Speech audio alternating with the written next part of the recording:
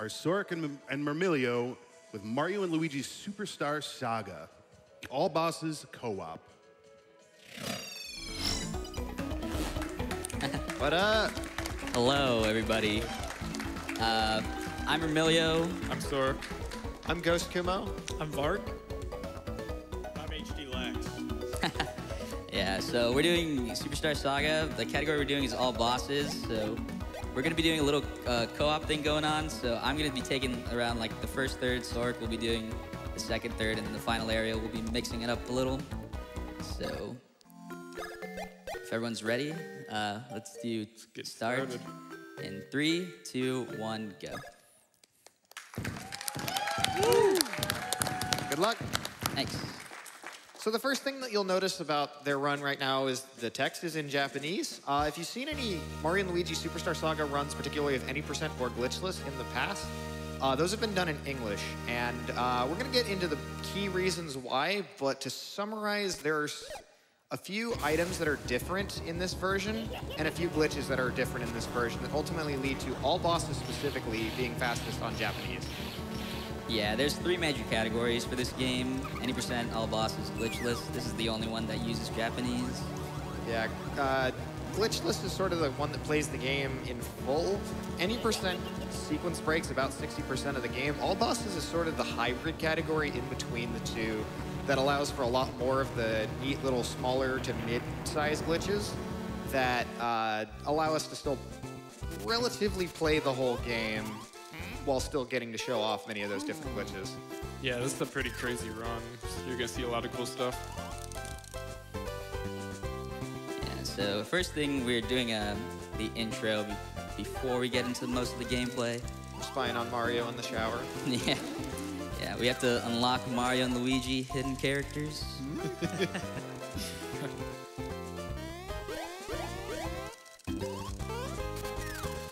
So the premise behind this game, as most Mario games tend to be, something bad happens to the princess. In this game, however, the story is a little bit different. The neighboring kingdom of the Bean Bean Kingdom sent an ambassador as kind of a show of goodwill and as a peace offering, but it turns out the ambassador and their support were both evil. It was all a plot to steal the princess's voice, which is why she's crying excessively back there. So this is an RPG, if it's not immediately apparent. The way this game works is you have 2 characters, Mario and Luigi.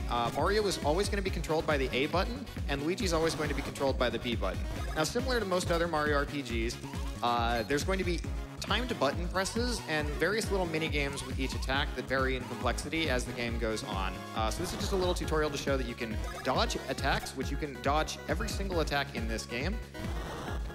And later on, you'll be able to unlock the ability to even counterattack. But this is important because it means that we can really beat this game at as low of a level as possible because you just need to dodge every attack.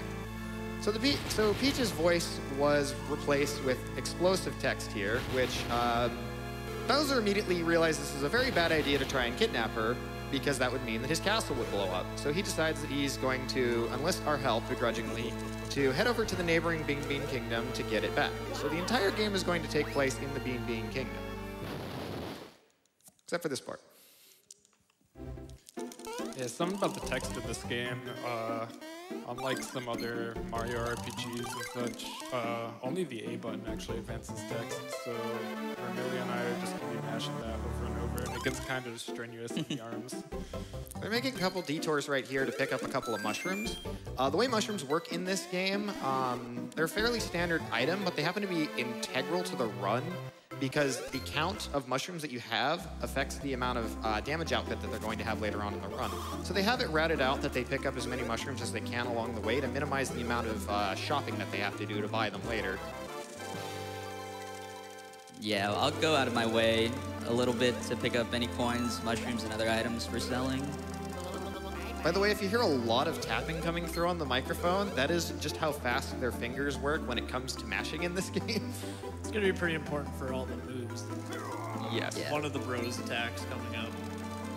This game is notorious as a 12-hour challenge killer. So 12-hour challenge being a challenge to learn a speed game in under 12 hours.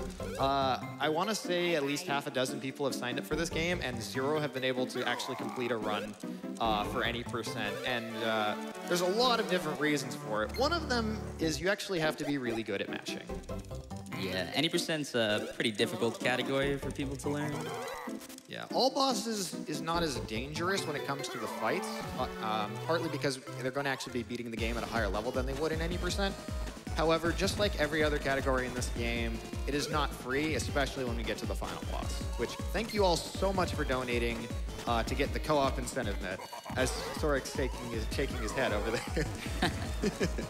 Yeah, you would think with 2 people at one time it might be a little bit easier to focus, but we did have a little bit of trouble earlier.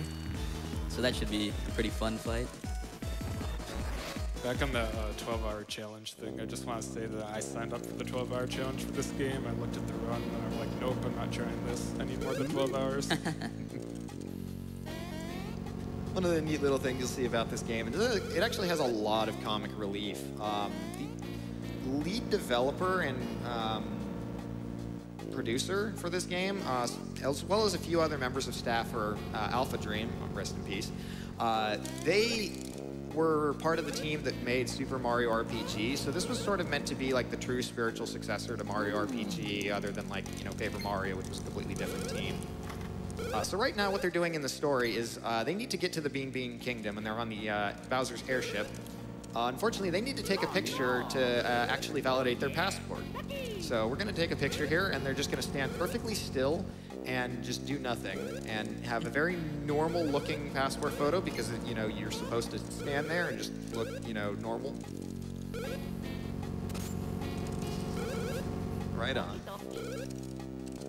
You should have just done nothing. So you see right here, you can actually press start to switch the order of the bros. This is unique to Mario & Luigi Superstar Saga. All later games kind of fix Mario and Luigi to Mario being in the front, Luigi always being in the back. And this is actually going to be really useful for one Japanese-specific glitch that they're going to do later. But it also leads to a lot of variety in the different overworld and later battle abilities as well. Yeah, the first third portion of the game, which is mostly my segment, will be trying to get to all the glitches as fast as possible so we can start sequence breaking a lot more. I think a lot of people who play casually kind of get confused by the switch of Mario and Luigi to the front and back mechanic, and I didn't know you could do it, and I was stuck for like half an hour. in the speedrun, it's also kind of confusing. There's a lot to keep track of. There's a lot of little elements that you'll see, visual aids, actually, that the Japanese version actually has. Like, one thing that you might notice, if you played the North American version, when you level up, it doesn't actually give you an indicator that you can choose which stat that you level up. This version actually fixed that, as well as a bunch of other things. There's a ton of like little balance patch kind of stuff that this game has in Japanese. Because unlike most games that come from Japan, we actually got the North American release first. And the North American release was a little bit more buggy and a little bit less balanced. Yeah, a lot of those fixes they implemented between the versions ended up breaking the game a lot more and making this run possible. So here's the first level up of the run. Leveling up in this game, you get extra by this little bonus wheel. Come on, 3. Okay, 2's good. Yeah, that level up is a guaranteed 2, although Sorik might disagree with that. But for this route, I want to see. I think I have 4 power-ups or 4 levels where I would level up power, and I just need 2 2s in order to have close to optimal fights. So now you might notice with this game's absolutely banging battle theme that this game's soundtrack is actually really dope. And the soundtrack for this game was composed by Yoko Shimomura, who is mostly known for her Kingdom Hearts soundtracks, as well as Super Mario RPG. So if you enjoy the tunes, yeah, that's why. I'd say this is the best category because it has all the boss music. Yes, it does. The boss music is actually what we use to define boss battles for the all bosses category. Yes. If you notice throughout the run, we'll be fighting all the bosses, but one will be missing, and that's Piranha Bean, and that's because we don't actually view that as a boss. There's a lot of reasons, but the boss battle theme was the big factor. So we skipped that, unfortunately, for all the Piranha Bean fans. Yeah, so this is All one of you. this is kind of Mario and Luigi's introduction to the main villain of the game, Cackletta, and her side minion, the far more popular Fawful. Unfortunately, because everything is in Japanese, you don't quite get to see the peculiarities of his form of speech. There's a lot of memorable quotes from this guy.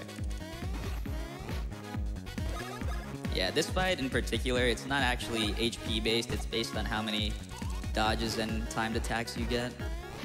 So if I miss one, it'll take an extra turn. But luckily, they're all very easy. He also telegraphs his attacks really well. This is sort of the tutorial for how enemies kind of telegraph their attacks. Sometimes it's a text box, sometimes it's, you know, what hand they use, sometimes it's where their position is. Sometimes you kind of just guess and you press both buttons, and that's kind of old reliable with this game. That's how I played it.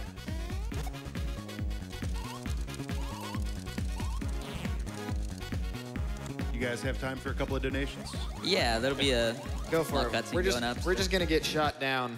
Oh, I mean, I can wait if you need it. No, I I'll mean go in the for it. game. In the game. Yeah, this is all good for I donations. was gonna right? say, these donations are all friendly. I don't think you're gonna get shut down by me. I meant literally. You got Shuba Shrub with $10 saying, Superstar Saga hype, one of my favorite GBA favorites.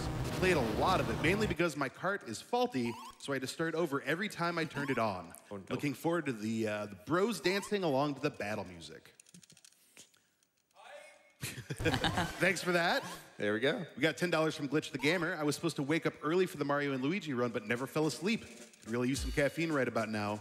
Hope the rest of the night troop is doing well. How about it? We doing well, everybody? It sounds like they're doing well to me. Okay. So right here, there's a few tutorials in this game. We've already gone through a couple, but this game from the series is notorious for not being able to skip any. Upcoming is pretty much the tutorial talking about how you can jump with both Mario and Luigi and control them.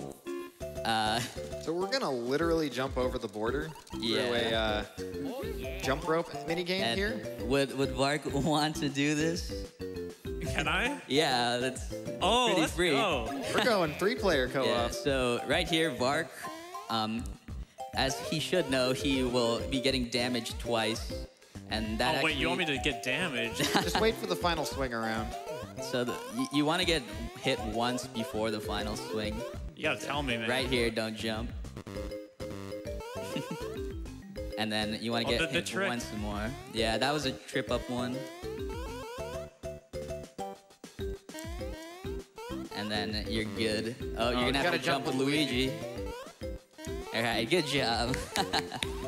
And so taking those 4 hits there actually minimizes the amount of time they have to sit here looking at these fireworks. Yeah. There's one blip every single extra life that they have. You can actually come back to this mini game to get some beans later on. We're not going to be getting any beans other than the ones that we just happen to get by happenstance. But that's just a fun little thing to do, and it's actually a good way to pile up the beans for the drink, the coffee drink little side quest. So right there, they went into a green pipe, and green pipes sort of act as the little warp zones for this game. There's a total of 9 of them. They're going to be unlocking 6 or 7 of them, just to kind of get around the kingdom really quickly. And that one's actually really important for a late game section. Yeah, there's only 9 pipes in this one. They have the remake of this game on the 3DS where they added even more. There's more options for faster travel. So Bowser wound up in this cannon-like, I think it is actually a cannon. And the border guard here does not particularly take kindly to foreigners. So he asked us to pay the bridge toll of 100 coins. We pay about 100 coins, but it turns out we only have Mushroom Kingdom coins, which are worth basically 10 coins in the Bean Bean Kingdom currency, so the exchange rate is not very good. As we get later on in the game, the exchange rate ends up being 99 billion Mushroom Kingdom coins is worth 99 Bean Bean Kingdom coins. So basically bad stuff happening to your monarch seems to just utterly ruin your economy. Yeah, the Game's coin called- route. Oh, I'm sorry for cutting it off, but Yeah, go for it. yeah, the coin route I'll be taking right now. I actually can't miss a single coin. I'm doing this right now because if I go up left and get some extra coins, there's a chance of soft locking. It's happened to me once, but there's some bicycle platforms that for some reason Luigi just likes to fall off of them randomly, and then you're just stuck there forever. So he needs to collect 100 coins here, and they're found in coin blocks and enemies here. And you can get up to 101. He's going to go for a route that gets up to 100 off of the blocks there, and 2 enemy fights. So he needs to be perfect. And the timing on some of those coin blocks is not nearly as nice as you'd think. So Particularly those 10 coin multi-blocks are pretty tough to get all 10 out of. yeah, so if he makes a mistake on there, he'd have to do an extra fight, which would not be fun and would waste time. So here we're going to unlock the overworld abilities of high jump and spin jump. They do exactly what they say on the tin. Jump up high and spin across a gap. Yeah, after this little tutorial, there's a jump course you have to go through, and on the US version, you can actually skip this little jump course section afterwards, but one of the changes to man Japanese prevents that, and it actually allows for a ton of the glitches later on in the run, so it's a pretty nice exchange. Yeah, it caused a few problems on English where you could do things like you could skip this jump course, and fixing that small thing ended up like super changing the route for the Japanese version.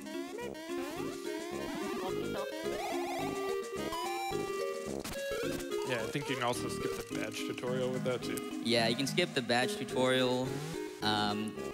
We tried to skip the hammer tutorial as well, but that one didn't seem like it was possible. And there's also way more effects after. Getting 10 coins out of those blocks in particular, as was mentioned, really, really difficult to get used to. Shouts to Zil, who raged at that when he was learning this game. So here's the combat tutorial for the bros attacks, which are sort of the game's special abilities. Under their HP in battle, in the bottom left you'll see 2 numbers. The top one is their HP. That runs out of 0, falls to 0. They'll be knocked out. And if they both get knocked out, they lose, obviously. Underneath that is their bros points, and pretty much every ability that they're going to use is going to use 3 of those, so that's sort of their resource.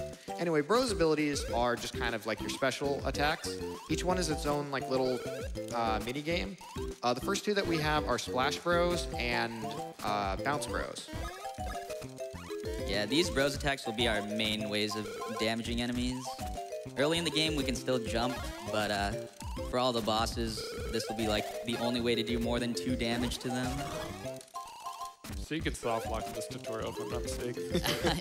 Yeah, that might be English only. They've all happened to me on English, so surely the second version is a little more trustworthy.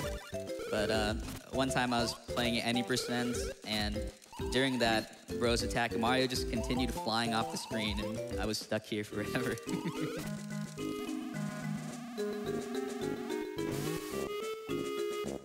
So now we're doing some... oh, I jumped on that guy.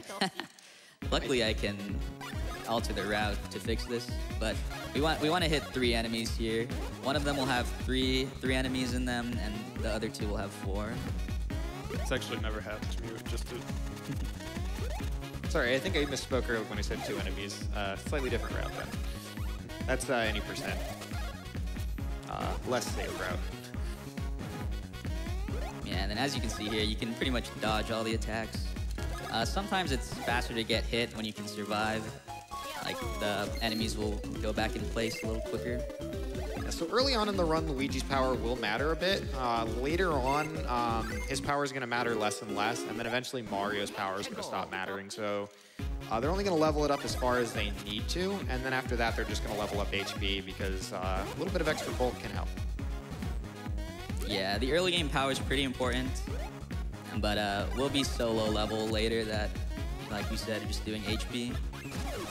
It's the quickest one to get on the screen.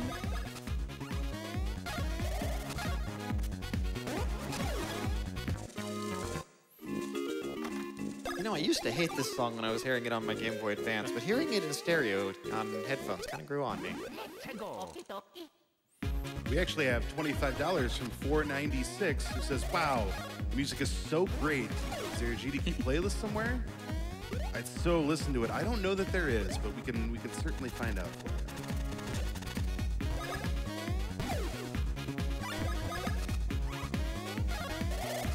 We've also got $5 from Tiny Tim, who says, "Hey, all had to donate for the Mario and Luigi Superstar Saga run, and also the amazing Ghost Kumo on the couch. Cheers." Thank you, Tim. He's a good friend. So normally Mermilia would kill this next guy, but he killed the first guy on accident, so she's gonna avoid him. Perfect. So my power is good for the rest of the run, pretty much.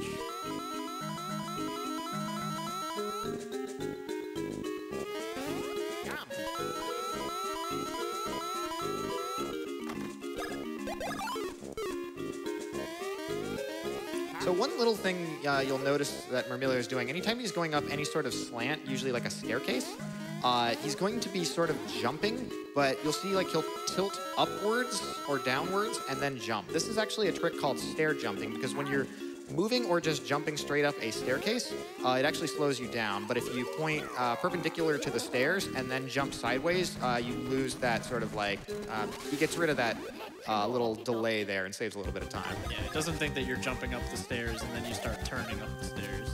This is kind of the first real boss. This is Tolstar. Kind of gimmick to his attacks is sometimes he'll have attacks that actually bounce high, and the trick to dodging those is doing nothing. So it kind of becomes a matter of just figuring out, you know, do I dodge this attack by jumping, or do I just, you know, let it go like that? Yeah. A lot of this game is really about just testing your reactions to attacks, but they've played it so many times they kind of are just, you know, used to almost every attack that they deal with. He actually has the fight in the any % version is a little different because of English. In this game, your stats are different when you start out. So in this one, you can actually just continue attacking throughout the whole thing because your BP is so high. Yeah, they sort of rebalanced a lot of the combat stuff in Japanese. Get used to this boss theme because you're going to hear it a lot. It's a good boss theme. Yeah, we're gonna hear all the boss themes. So that's Tolstar. Very clean.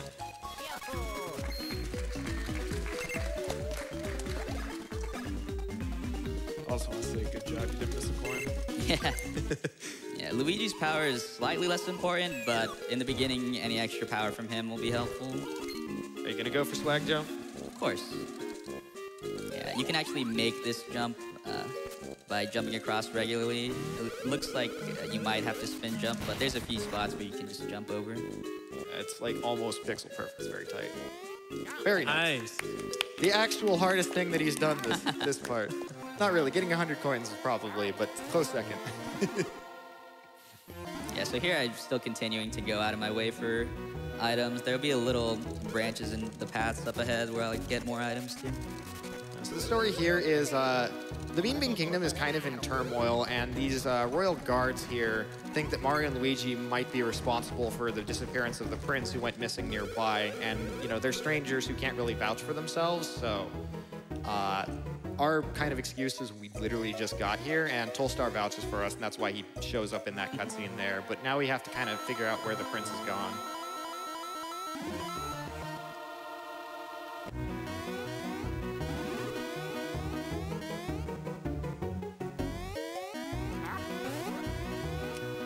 Just a lot of little optimizations for where to use high jump to kind of jump over something to save just like a little sliver of time. Like as you get more and more used to this game, you kind of just get used to all the tiny little micro time saves throughout, and it ends up making this a very dynamic speed game.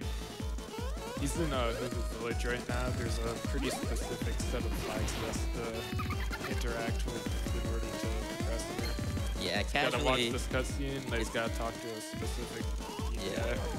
This it's very like confusing on where you have to go. This cutscene is amazing in English. Did they fix that in the remake? I'm not sure if they fixed that. think they I hope did. so. I think they did. I haven't actually seen that portion of the run of it in a while. My good friend Snowion runs that version. It's quite a different run, given the amount of ways that they reworked Bros attacks and all that. So these two guys here are looking to make the finest hammers that they can, as you can tell by their shape literally being that of a hammer. And unfortunately, they don't have the materials to do it. So they ask us to go on a quest to look for the stones that they can use to make hammers. So on that screen back there, he had to talk to specifically the second NPC from the bottom, head into that room to trigger that cutscene, and then he now has access to Hoo Hoo Mountain here.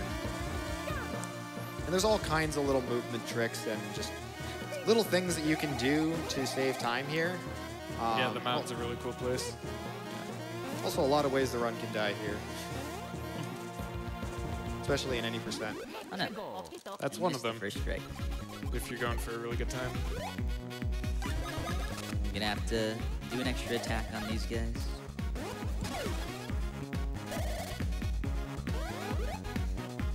Got time for a couple more comments in here? Yeah, we got one time or for two. one. You can do like one. JDaster64 donates $100 since Yo. Superstar Saga is one of my favorite games of all time. Good luck on the run, Remilio and Storic. Yeah, thank you.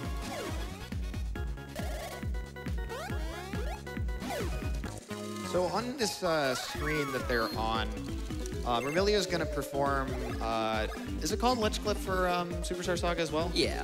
So Ledge they- clip, tunnel clip. Yeah, so that's what we call it in Partners in Time because you can do a very similar thing, although a lot more often.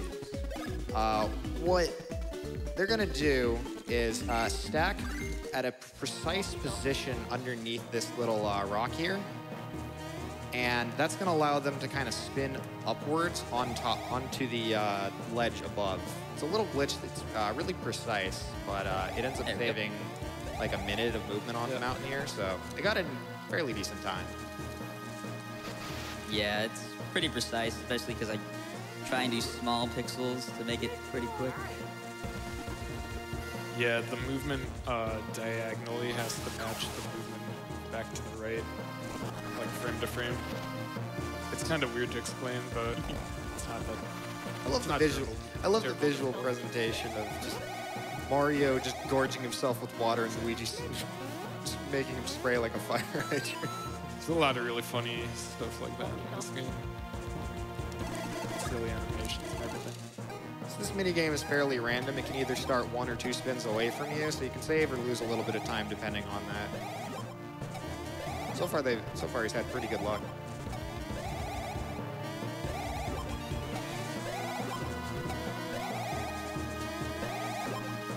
Yeah, it's possible to get all of them 2 spaces away, but I don't think any runner has ever seen that.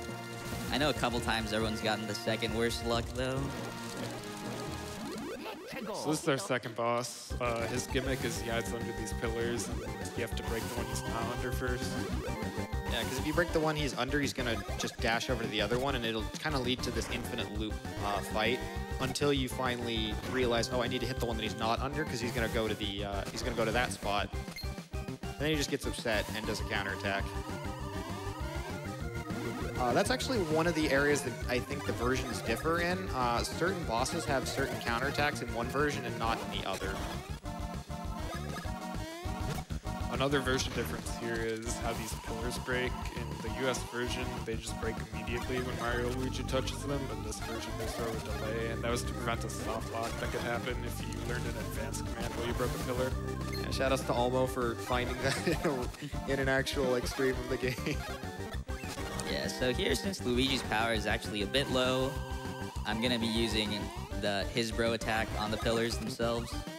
When you use bro attacks, a counter rises every time, and then you unlock advanced commands after a certain number. So his advanced command's much stronger. The animation is also faster.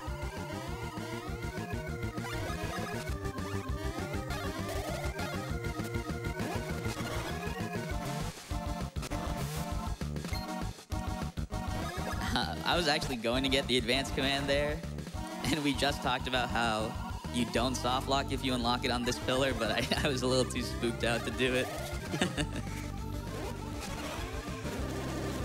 So that's the Hoo-Hoo fight. Very simple fight. They start getting a lot more complex as the game goes on, but for now it's just kind of a logical progression. And nice, another 2. They start getting harder and harder because they starts off having the opportunity to get a 3, but then it eventually only becomes a 2, and then a smaller and smaller chance of getting a 2. Yeah. Later games in this series, you actually can pretty reliably get a the two on the 1-2 kind of little slot. But this game, it's so just unreliable. There's no timing method for it. I believe the remake properly. Actually, I think the remake doesn't even have stat rolls. Yeah, what he was talking about on how your chances decrease on getting 3s and 2s. If you level up the same ability multiple times in a row, then the game's like, no, you can't do that. And it just starts throwing 1s in. Yeah, it's their kind of way of keeping you from min-maxing and, you know, balancing out your stats, which for speedrunners, we're not going to be doing. And we don't need no defense. Just dodge everything. You never need defense. Yeah, Japanese in particular also has lower damage or lower power rolls and other level up rolls in particular than compared to English. Just another balance thing they did between versions. Is it possible to make that a whirlwind on a first cycle, or is it just... I'm pretty sure it's not. Maybe by some special task scraps. Maybe. Which, shout-outs, by the way, I need to give a quick shout-out to Mug1991, who came up with a lot of the strats that we're going to see in the run here, as well as the first like major task in this game, which really showcased just how broken this game could be. I want to shout out in particular for this category, Vlakasar, because he really pushed this initially to get like a pretty decent time.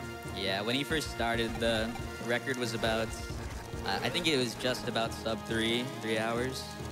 And he brought it down to under 240. He like experimented with all new glitches. So Dragon hatches from this giant egg, knocks this rock precisely where it needs to go. Yeah, we were actually tasked with coming back with one of these rocks, so that's pretty lucky because we didn't bring one when we get back. Remember that dinosaur, because we're going to see him a little bit later. Anyways, here's Drago Ho-Ho. He has 80 HP, and this is one of the fights where power actually does matter because it can save a turn. Yeah, in this fight, we want to unlock both advanced commands for their bro attacks. I like how his tail wags. I never noticed that. He's a happy guy. He's a good boy. Yeah, so Luigi learns Bounce Bros Advance right here, and Mermilio's just going to be failing it on the first action command. Yeah. Because that animation's really quick, and it also results in Mario landing on the boss. And that uses Mario's power stat, not Luigi's. Mario has more power right now. Yeah, when I use it right here, you can notice that Mario is the one that touches the actual enemy. Yeah, so for some reason, that's how the game is programmed. Whoever touches does the damage. It kind of makes sense. Yeah, so advanced techniques in this game are performed through the same command. If you only ever played the remake, they actually separated advanced commands into their own abilities that take up more BP, but generally do more damage. It's one of the little rebalancing things they did. I actually really liked the remake for some of the things that it did with this game. But, you know, the traditional version ends up being a little bit faster paced overall. 3 bosses down. I think there's, what, 24 in the run? Yeah, something around there. So real quick here, you see he's leveling up his Hige stat, which is the Japanese word for mustache. The stash stat in this game, it has 2 properties, one of which is it increases the chance of getting a lucky hit with a basic attack. Also, this is Prince Peasley and all of his fabulous glory. And he's the missing prince that we have saved, and now he's going to give us a key, basically, to get into the Bean Bean Castle as thanks for saving him. But anyways, the importance of the stash stat. The first thing it does is increases your chance of a lucky hit with a regular attack. The second thing that it does is the better your stash, the more handsome you are to the shopkeepers, to the point where they actually charge less for different items. So the higher your stat is, the cheaper you can buy goods for. And that's very important when buying mushrooms becomes part of the route. Because they're going to want to get them as cheap as possible, and it ends up ends up having a fairly tight money route because they need specific amounts of mushrooms at certain points. At least you guys get us a hammer that's going to break the stone that Fawful drops in our way, and we're going to proceed onwards. And this is kind of nice because after that whole section is where the game really starts to open up, and I think this is kind of really one of the reasons a lot of people like this game, because some of the later games in this game end up being fairly linear, or later games in the series end up being fairly linear and not nearly as open as this one does. Yeah, it's our first action command on top that we can use on the front, bro. It's actually the only one we unlock. Now we get the fire ant. Oh, true. Never mind. Yeah, I guess right now I can talk about a little bit of the item routes, some more. Each encounter that we did earlier, there's a chance to drop mushrooms, which if we get extra, we can just skip some items early on. So like right here, I'm going to the right. I did get one mushroom drop, I believe, but just to play it safe, I'll continue to get every item that's routed in. The serves here are also nice because you really want to be doing basically nothing but froze attacks for boss fights, which since every encounter in this game is dodgeable, you really are only going to be doing boss fights for the run. Yeah, from here on out, should hopefully. This is the minecart minigame. It's absolutely free. What are you talking about? I've failed it once in a I run. failed it like 5 times.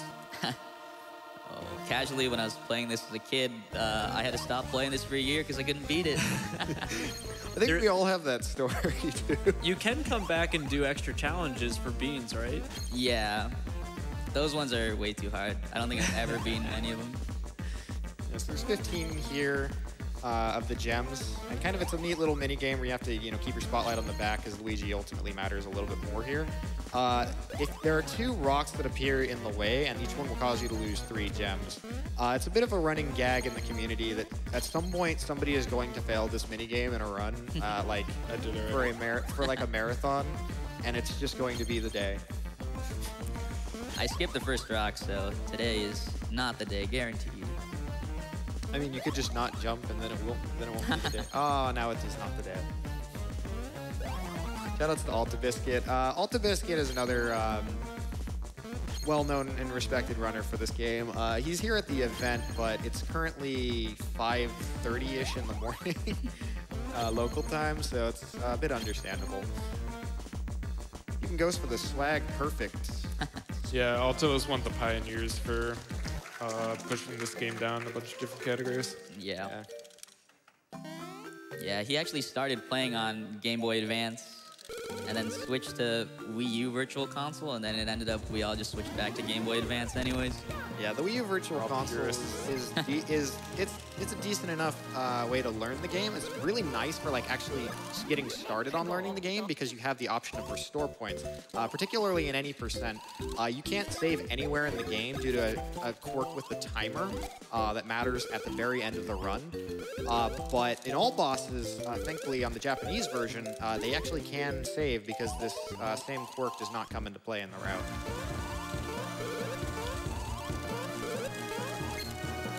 Yeah, you really can't overstate how important those restore points are for learning the game. Yeah, and another kind of little benefit to running on Game Boy Advance is certain fights lag a lot on the Wii U Virtual Console to make certain attacks actually really hard to dodge. So we're gonna head on down to the Bean Bean Castle Town here, and you're gonna see it's just been blown the crap up. Yeah, I think throughout the run, this castle is always, or the town is always like in shambles. I think we get to see 30 seconds of it being fixed. Yeah. And then it's back to shambles. We just raid the shop and then we're out of there and then it's destroyed again. Congrats, you destroyed the town economy so bad it literally collapsed. So these guys are great. The cutscene's not as funny in English, although he does say "Nani?"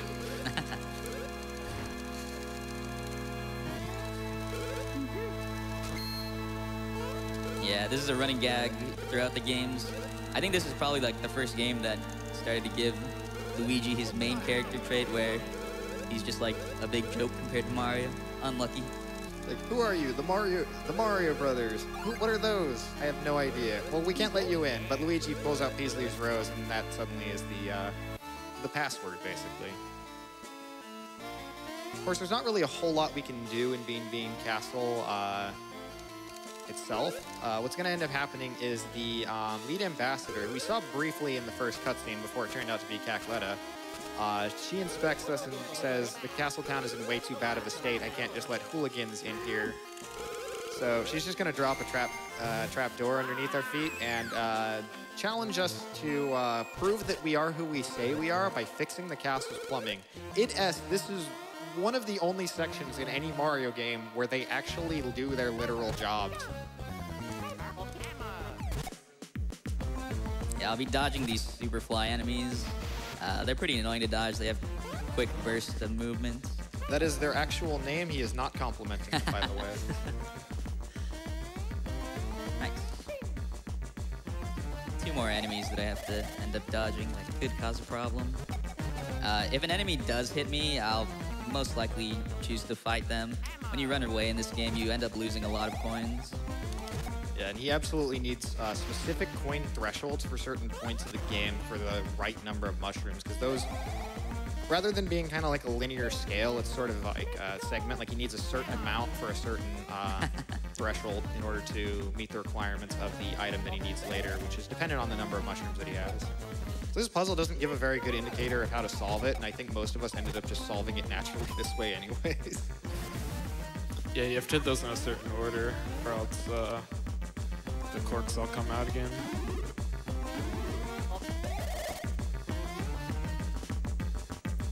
So that unlocks the final door pipe, but these 2 enemies... Corner's my worst enemy. Yeah, these 2 enemies are a bit tough to dodge. Got time for like a quick donation here. Fantastic. Auto DMC says, greetings from Colorado. Superstar Saga is my favorite Mario RPG, so I'm up early on a workday to watch this run. Can't wait to see how Mermilio expertly controls Mario and the green one. Good luck and save the beans. Ooh, Year of Luigi, best bro. So this is Lima, who we just saw in an earlier cutscene. She says she's never seen us in her life. And the little bean here says perhaps it was an imposter. So it turns out that Lima was actually Cackletta, as you can tell by her signature laugh. And she has just released the seal on what is called the Bean Star, which is the main plot MacGuffin of this game, apart from Princess Peach's voice. But that actually ties into that. The Bean Star basically grants one wish to a person of a like the voice of a person of a pure heart. So naturally they go for Princess Peach because they are evil and cannot, get that themselves. We're not going to see much of that story in this run. You'll see more of it than you will in the any percent. In any percent, it makes no sense. In this version, you're going to get, it's going to be like Memento, where just, it's not going to have any proper order whatsoever. Right. That's a great thing about the run. Everything is so open world at this point that there's going to be a lot of going all around the place. Yeah, so this is Queen Bean. She has been infected by the belly belchworm or blackworm. I don't remember exactly which it is. And her crown acts as a sort of spikes, which makes this fight have one of 3 ways that you can actually do it. The first of which is just to repeatedly hit her, which is very, very, very slow, and because she only takes 1 damage unless you break her fist, in which case you do, the crown falls off and you can hit her head. I did that as a kid and had to do 120 hits, and it was a very long fight. Naturally, they have a faster strat, which is to just use Advanced Splash Bros, which does 25 damage and basically means that this is a 5-turn fight. Queen Bean on this version actually only has 100 HP, so it's going to be a 4-turn fight. My mistake, correct. Yeah, that's the reason we wanted 2 2s in the power level ups. With that, we'll be able to do 25 damage a turn. I got an extra, so I ended up doing 26. There's a lot of really sort of like confusing version differences between Japanese and US. So Yeah, they some change of us the get HP. Yeah. The worst is probably in the sequel Partners in Time, where the final boss has a discrepancy of like 3,500 HP between versions. It's insane. All right, so we've incapacitated the Queen using the Advanced Splash Bros, which I don't think I properly explained, but it allows, like, as you can see, it allows you to pierce spiked enemies. I believe that's one of the only uses of that in this category, but... Yep. It also does double damage to spiked enemies. It is really cool to just, like, one of the cool things about all bosses as opposed to any percent is you do get to, like, see a few more different strats. Now, that one is in any percent, but there's a couple others that you get to see at different spots. And that is like kind of just, I think, one of the things that really draws me and I think a lot of others to RPG speedruns is just routing out like different strats where you'll find like one fight that uses one particular strat, and it's really cool. So this bean here is teaching us about badges, which are one of this game's two main forms of equipment. Most Mario RPGs tend to be fairly beginner-friendly RPGs, like this one actually probably being the most difficult Mario RPG of them all. But being fairly user-friendly in that you only have two pieces of equipment, which are your like clothing and then your badge. Your badge giving you usually a special effect, and your clothing, which is usually armor, but also occasionally gives you stats for both of those. So the next task that we need to do is find some way to get the queen to cough up the belly belchworm, or black, I don't remember.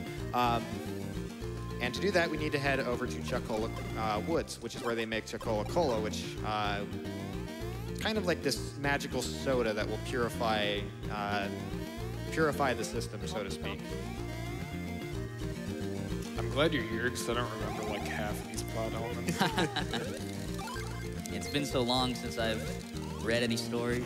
Well, it's also in Japanese too, so. Oh, that guy almost sniped me right out of the cutscene. Yeah, those Parabeanies are kind of annoying. It's actually a cool strategy. If you get sniped while you're spinning across there, you can do another tunnel clip back up onto the bridge. Yeah, so the section here in Chocola, Chateau de Chocola, whatever. Excuse my terrible French. You're seeing a lot of barrels here of cola here, and this is kind of a little sneak peek at what we're going to be seeing for the rest of the run, because this is about the part where the normal gameplay ends and the run really begins.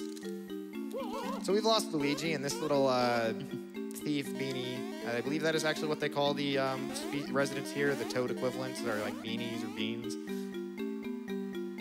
His name is Popple, and he is a sort of thief, and he's made friends with a character who is completely original. Do not steal.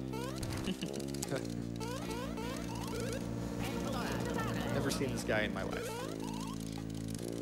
Yeah, all the Popple fights, apart from one, come with a rookie, which is his partner's name. And also has like the best boss theme in the game. Yeah. So all of them are special because after you kill Rookie, Popple runs away. And Popple can actually kill one of the bros right before he leaves. So we'll want to take some damage so he can kill one of the bros at the end, and it'll end up skipping a level, which is pretty much useless at this point. Yeah, in any percent, this is like, this will make or break your run.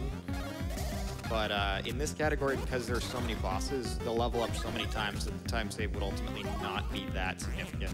Yeah, and it's also pretty guaranteed to for one of them to die. It's not like a matter of like Luigi has to die in any percent. Either of them can die in this category. So yeah, in any percent, there's a boss fight where if Luigi doesn't die, you actually lose in like 40 seconds from all the level ups.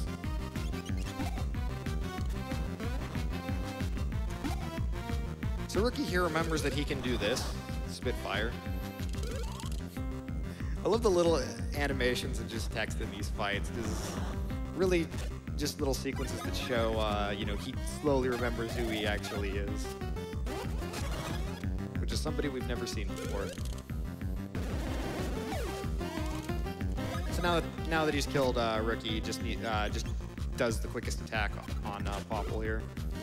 And The year of Luigi. Year of Luigi. So we took the damage on that previous turn on purpose so that one of the bros would guaranteed die on this part. Yeah, giving Mario a little extra stash. Our shopping trip will be coming up shortly. So this is far from the last we'll see of Popple. He has a total of 4 boss fights. As Mermilia mentioned, 3 with a rookie, 1 solo. This little section here, I think a lot of people didn't actually know you could go here in their casual playthrough. I certainly didn't know until I saw Mermilio speedrun this game for the first time. Yeah, but up here we're gonna unlock our second Bros move and Bros action command on the overworld. The more important part than the movement options they give you is the new attacks they also give you. That's gonna be pretty much our only attacks for the rest of the game. They're so strong. The movement stuff also lets you do some pretty crazy stuff too.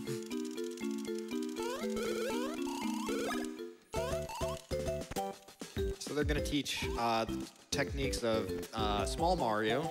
Shout outs to Mario 3. Actually, Mario 1. Sorry. Small Mario, which is like the classic Mario, where Mario is half his normal size. And then I don't know exactly what they call it, but you bury Luigi under the ground. I think they're Mouse Mario and Mole Luigi, but I'm not 100% sure on that. Good enough. And these two abilities, in tandem with a few items, are going to completely shatter this game. And basically destroy any semblance of natural sequence. Yeah, you have about like 3 or 4 minutes of normal gameplay left. Yeah, so we just need to use these abilities to grab a couple of goblets to show that we've mastered how to use them. So you can read off a donation here. Perfect. We've got one from our very own fellow host, Sporadic Erratic, on the back couch right now. Mario and Luigi use bro attacks. But what about bra attacks? Bruh, you're doing a great job, bruh. Love from the back couch. Yeah, so most of this route has been just battle strategies and generally fast movement. But now we're finally going to be able to do a lot more tricks. Yes, coming up is the infamous barrel storage and sign glitch combination. I don't quite know the specifics on this one. All I know is tech. If you're not familiar with this run, this is going to be, everything that's going to happen is going to be completely intended. It is not on your end. Everything's fine. Yeah, so what he's going to do right here is going to do a frame perfect trick called barrel storage, where he breaks this barrel and then hops on the last frame, which you didn't get first try. Unlucky. This is going to store the barrel. Got it right there. That makes Luigi's A button blank, and he goes up to the sign. That stores the sign action command. That just lets him scroll through a bunch of these. Yeah, and if you want to like see another side effect, I just have 2 Luigis. So that whole sign glitch was to get Fire Hand on Mario's B button, which basically allows him to do this when the bros are separated. And that puts high jump on Mario, which allows him to scroll through all these action commands whenever he wants. It allows you to press high too fast. And he used that to get the barrel hop on Mario, which is going to be extremely important. Yeah, I'm gonna take a safety save right here because we're gonna be traveling to the next area, which has a chance of soft locking for the next glitch. I think what they affectionately refer to as pixel vomit in this version is actually like almost a little more extreme than the one in the North American version. There are some instances in North American where it's pretty insane, but yeah, I think you're about right. Yeah, so high jump and barrel are the most important action commands because using them you can cycle through any others that you need. But barrel also has another effect where we talked about earlier the switching mechanics between Mario and Luigi, where you just warp through walls. Barrel's hitbox is actually so big that you end up out of bounds when you switch while you have a barrel out. So we'll be doing that in the next area up top. Yeah, so he's gonna put barrel over Luigi right now. And he has to be very careful to do this around a corner. If he doesn't, then This trick is quite a big time loss. Yeah, this trick is significantly more complicated on the North American version. On the Japanese version, he just has to press start and it'll slowly advance the barrel forward. And he's going to be doing a lot of that to get into places that he is not meant to get to at this point in the game at all. Yeah, he's gonna grab this item from the mole here. This is just for coins. It's actually a pretty fast way to grab some. Yeah, there's 2 types of barrel clipping where you go like through a wall horizontally or you transport yourself to the very top of the wall. It sort of depends on what ledge, what piece of collision you go through. Yeah. So this area is an area where you're only supposed to get here as Luigi. If you actually were to jump on one of those 2 springs there, it would soft lock the game. That was a little bit Yeah, that was scary. suspect. Yeah, so he can't actually break these rocks because they require an upgraded hammer, but due to the use of just barrel clipping, he can just bypass them. Yeah, so Completely destroy the laws what of he's, physics. what he's setting up right now is called a hat teleport. What he's going to do is he's going to dunk Luigi with a glitched hammer that he's going to get right now after this high jump here. Oh, whoops. I was already ready for it. I'll let you concentrate for just a Yeah, please. Oh, that's beautiful. My eyes. It's slow remix of the song. Okay, so he's got the glitched hammer. You have to be very careful not to press the L button extra time there, else you'd be stuck in this room. Yeah, so while I have glitches other than high jump, if I mess up, then I actually can't redo any of the setup. Yeah, so what he's doing is he's high jumping on Luigi while Luigi's dunked, and it sort of just messes with how Mario and Luigi follow each other. And you can teleport all over the screen. So he's going to do that right here with a very specific lineup to teleport past this Trunkle. Yeah, we will be coming back to Trunkle later. I actually don't like that. I thought you were good. I felt a little too low, but You're too low. You're too low. am I? All right, I'll trust you, homie. This is one of the harder tricks in the run. Right there. Yeah, that seems good.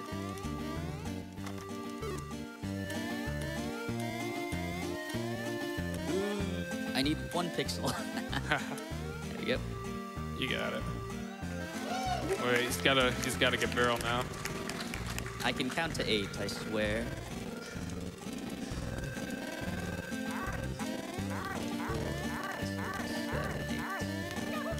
Yeah, you can tell where you are in the sequence based on how many high jumps show up. All right, he got it. So he's just gonna levitate up to Fungi Town. Yeah, he found the princess too. And she has her voice back too.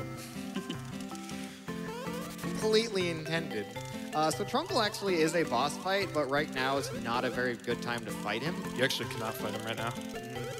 Yeah, there's a whole sequence of events you have to go through to unlock him. He's a wall right now. You have to use that hat teleport to get past him. So Fungi Town here is one of the most important locations, so much so that we actually take a significant amount of time to get here in an any % run, because it sells the mush badge, which, as I've been mentioning several times in the run, there is a badge that is dependent on how many mushrooms they have. That is the mush badge. There's a specific formula that is based on the amount of mushrooms, and I think super ultra mushrooms as well, but not 1-ups in this game, that it's sort of a formula that actually sets your damage to a flat minimum.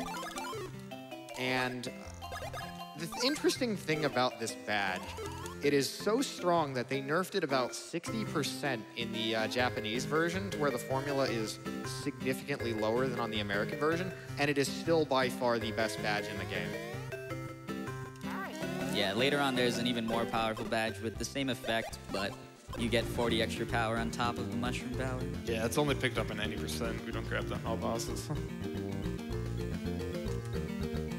So with the 64 mushrooms you picked up, how much does that set the minimum to? The It's minimum gonna be damage. 7 right now. Yeah, 7. Yeah, so every attack that they do will hit a bare minimum of 7 damage if Mario is the one doing it, which, as we've mentioned, pretty much every Bros attack in the game that we're going to be using Mario's damage, so that does actually matter significantly.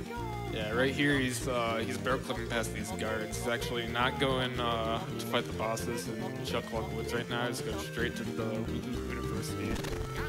Yeah, this place is kind of actually one of the darker scenarios in this game. We're not going to see quite as much of that in this category because a lot of the rooms in this barrel clipping happens to just kind of utterly break. So if you remember this being a really obnoxious, time-consuming dungeon, thankfully there will not be a whole lot of that. Yeah, the reason why he's going here first is this is a really quick way to get to Oho Oasis to get the Firebrand, which is going to really open up more areas where we can exploit barrel storage. Yeah, the way to get all the glitches in the barrel onto Mario is through Firebrand. So doing that, we can do it anywhere. Yeah, so skipping past this gate here it allows for a huge amount of time save in this area. It just has to do this really difficult minigame. It'll get its revenge any later. So yeah, this is actually the final switch in the area to open up the last part. Yeah, so hitting this switch automatically, because the game would kind of assumes that you've done everything up until this point, and this is sort of like the trigger for the ending part of the dungeon. Yeah, so you're seeing right here is actually jumping on the barrel. There's no corner to go around here, so he actually had to clear his action commands. He doesn't have barreled anymore. Instead, he has a blank A button, or Luigi's A button, or blank Luigi A button. And it's very important that he keeps that out when he goes into these cutscenes. He has to lead with Luigi, or else he's gonna lose it. Yeah. It's gonna be used to set up another glitch right after this boss fight. It's possible if you lose it to keep going glitchless throughout the rest of the area, but I'm sure Zork would appreciate keeping it. Yeah, we're switching off right after this boss, so that'll end Mamrillio's first segment. And I got you with the camera here.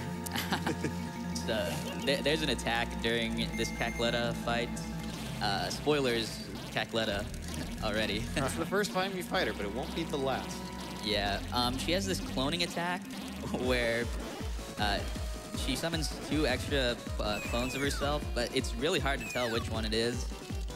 The only way to do it is there's shadows that appear while they're forming, and the shadows, they vibrate a little, and the correct one vibrates 1 frame off of the other 2. Yep. He runs at so 60s. I'm gonna take a picture of it. Surely that will be helpful. Right. Casually. Oh, you can get her right there. If you get all lightning, I'm gonna be mad. I'm gonna look like a clown, even more than you right now. Yeah. So, Audio just cut out for me, if anything, but I'm fine to keep going. Here's Chopper Bros. yes, this is where the power of Mush Badge really comes into play, because every one of those hits does a minimum amount of 7 damage, and he's here got it like a is. few. It's bottom. It's bottom. Oh, I'm a genius. Yeah, it's hard to see exactly which one of these is the correct one. In I thought I was smart, and It's apparently I middle. think it's middle. I thought I saw middle because it's like Yeah. based Threw me on off. the it's based kind of like on all the your little fault. we can check. like on the little vibrating animation she does. Damn, we actually just got out. Audio's back, by the way. Thanks. Yeah, so Chopper Bros, he has like a brief period to just mash A, and that determines the amount of hits. And that is the way to just rack up damage significantly higher than you're really meant to be doing. Alright, so those weren't the greatest mashes, but if I did everything correctly, I'll have a sort of quick kill where I skip a cutscene. Fortunately, I had to go an extra turn because we both messed up on that shadow. There we go. So he skips kind of the final phase there. So that was a very solid Cackletta fight, minus the miss there. Yeah, shout out to the lightning saving us. Yeah, and this is where I'm gonna take over for a little less than an hour, hopefully. I'm actually doing a little extra stash. Mario wants to keep his HP low for right now, so he can get 1 shot in a later Popple fight. Luigi can get a little bit of HP, but we have another Popple and Rookie fight coming up, so he also wants to die again. So kind of the story sequence here is Cackletta has taken the Beanstar and set up robots to try and release Peach's voice to, soothe it and, grant the wish. That doesn't work, and it just makes the Beanstar really, really angry. Cackletta is defeated so badly that her soul gets sealed into Fawful's helmet, and now that we're all, severely wounded after that fight, quote unquote, he tries to finish us off, but Prince Peasley comes and saves the day. So now we have to go find the missing Beanstar, which has just kind of fallen through the floor very angrily.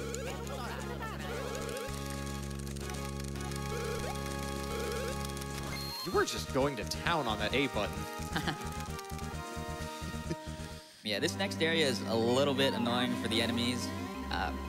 They're viruses from the Dr. Mario games that appear. Yeah, and they lunge at you really quickly. So hopefully Sora can avoid them all. Getting a super mushroom and a super nut in the boxes there. This red virus is the worst. These guys move really quick. If he ends up going down, you actually can't really get past him. That wasn't too bad, though.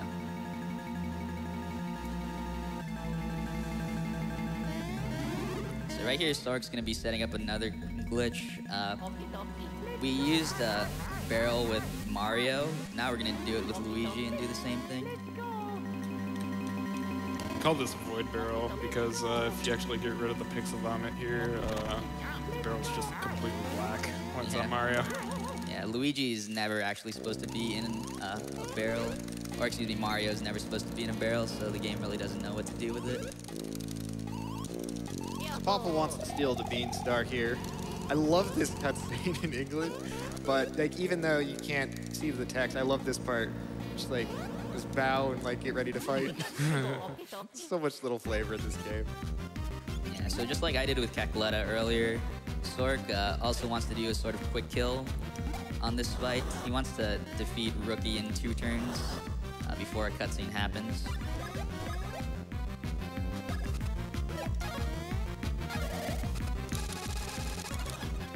Almost pretty good, so it's looking good for now.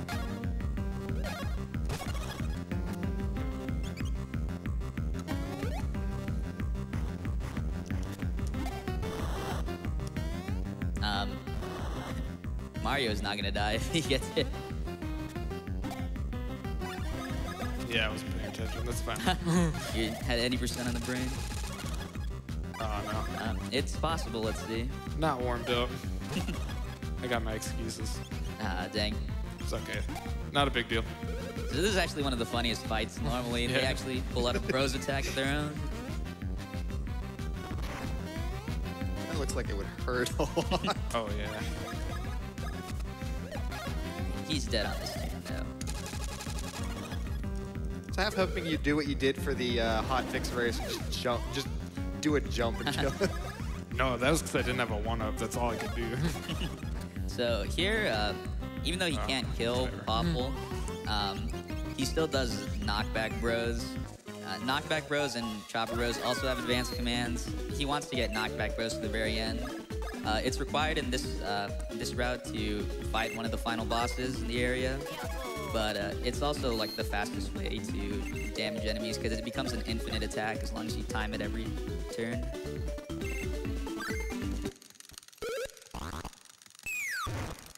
So one of the Peach bots falls in and just auto deploys the voice, which makes the Beanstar very, very angry. And Popple and Rookie are not going to let it get away, so naturally we cannot let Evil have access to a free wish-granting MacGuffin. So what all happens in this cutscene, Popple kind of falls off on his own, Mario and Luigi fall to Oho Oasis, and Rookie remembers, I was Bowser all along. And he falls off into Stardust Fields, and the Beanstar breaks into 4 pieces. We also never see him again. We see one of them. Yeah, Oho Oasis, it's separate from everywhere else on the main world. You would have to surf to get here. So getting Firebrand and certain hammers or whatever casually allows you to access this point, but we're gonna be able to get here and get out of here faster with Barrel. Also, the beach theme is a total jam.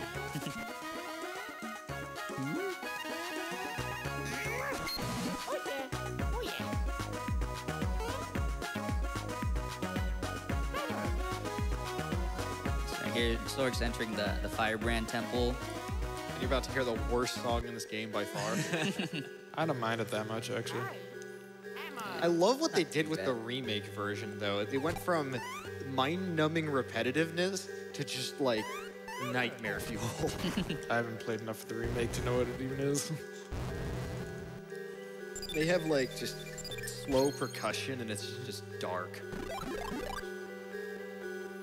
We have time for like one donation, right? Yes, Yeah. please. You can do a couple. The sound of voice, not the sound of this song. Alrighty. Inverse Skies donates $25 and says, man, I haven't played this game, Mario and Luigi Superstar Saga, of course, since I was a kid. Thanks to AGDQ for bringing back the nostalgia where my strongest memory is being stuck for hours, as I didn't realize you could turn Luigi into a surfboard. Trash Can donates $50 and says, been watching AGDQ since 2013 and always excited to see it live. Even more exciting to sing Mermelio speedrunning Superstar Saga once more. Let's not forget about Soric. Good luck, everyone. Thank you, Trash Can. Thank you all so much for your donations. It's a great cause. KC43 says, it donates $25 and says, woke up at 4:30 in the morning just to see this run. Good luck, Mermelio and Soric, with that dreaded final boss. I have fury. So you might recall that if you've beaten this game, that Mario gets the ability to shoot fire out of his hands, and Luigi will get the ability to shoot thunder out of his hands. There are a couple points where we will do that, but because we can write action commands, we don't particularly need to get that on Luigi. So they're gonna basically do the rest of the run without Thunder Hand being unlocked. Yeah, so I'm gonna get my glitches back right here. Yeah, now that if you he has recall, Fire we Hand. needed Firebrand to do that. Oh, you do it right there. Yeah. That's pretty cool. Oh god, it's actually worse. Oh, hello. You're too far yet to the right. Didn't think that would stay. One barrel's not enough, though. We want barrel on both these guys in the back. Yep.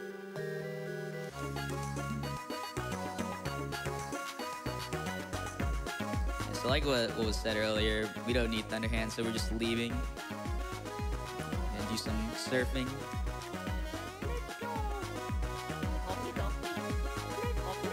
So when you get to the surf spots, you just hammer Luigi into the ground, and he becomes a surfboard. But because he has the barrel sprite, he comes in with the brown sprite as soon as he That's a particular little Brown color Luigi. palette trick.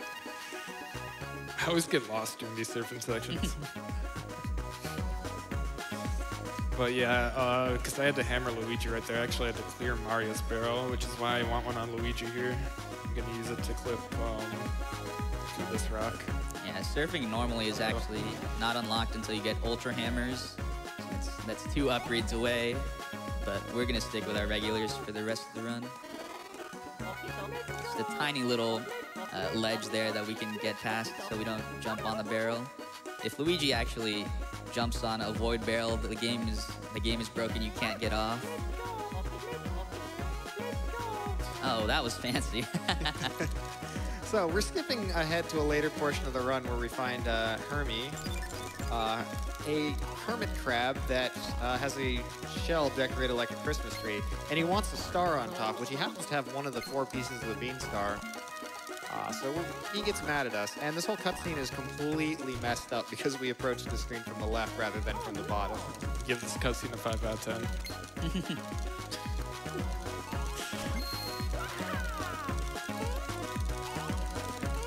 Yeah, you can't see Mario, but he was flexing for the bean ladies. We start asking him all sorts of questions. Luigi's like, I want in on this. And Hermie gets mad because he loses all of the attention that he sought after. And for once, Luigi actually gets recognized. A little bit too much.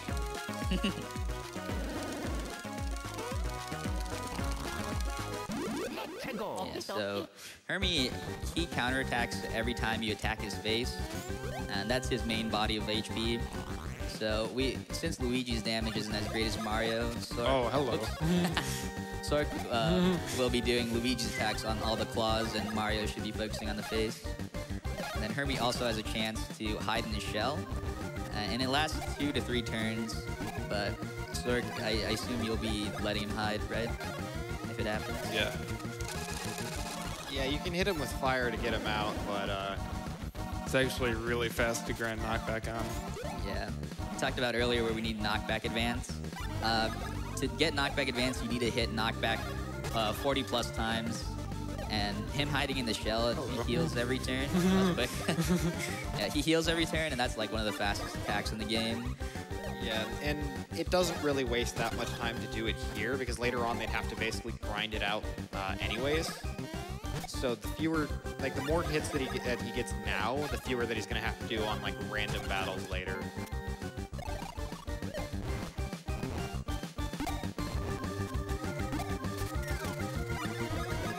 with a little crab that just runs by.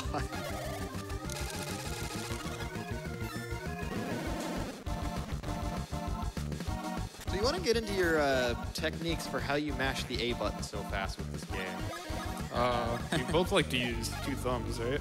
Yeah, I'm actually a copycat of Sork. Sork uses 2 thumbs, and I started doing it for this category. Yeah, I used to run 2 fingers on the A button, and before that, Yeah. the Virtual Console was like, you could rebind your controls to L or R and just mash that. And that actually ended up being a fairly useful way to, I think, learn this game, because you have to get used to mashing that fast. So if you can't quite mash the A button that fast yet, you can just start with like mashing 2 fingers on the L button, which is a very big button on the Wii U gamepad and the like. Yeah. Sometimes, depending on movement or whatever trick needs to be done after text box, I'll shift my hand over and do that sort of mashing still. But Sork's all 2 thumbs. Okay, well, is that a BP? He actually has a chance to hide again right after. Yeah, and I'll be mad. Yep. Yep. You had to Upset say right so. now. Yeah, you usually want to wait for him to come out himself. But Sork's actually out of BP on knockback, so. This is some pretty bad luck.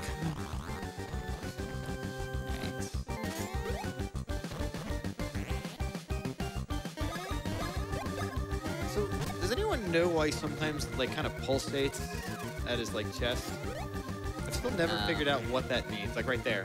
It has the same animation as like the attack up. But Yeah. That doesn't actually up his attack, right? I think he's just No. getting mad. Yeah, maybe it's just him getting mad. Dude, this fight's pretty bad. Yeah. Yeah, we're pretty going. It's alright though. Got some bad luck. Yeah, the attack order is like swapped right now. Some of the worst shell luck I've ever had, by the way. You scared him. He doesn't want to come out.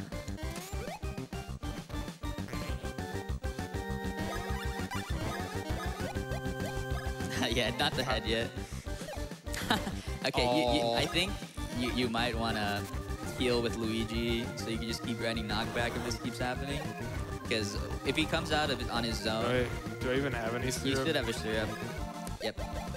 If he comes out on his own, that's like, it should be a guaranteed free Yeah. turn. This is pretty stupid though. Yeah, I haven't seen this bad before.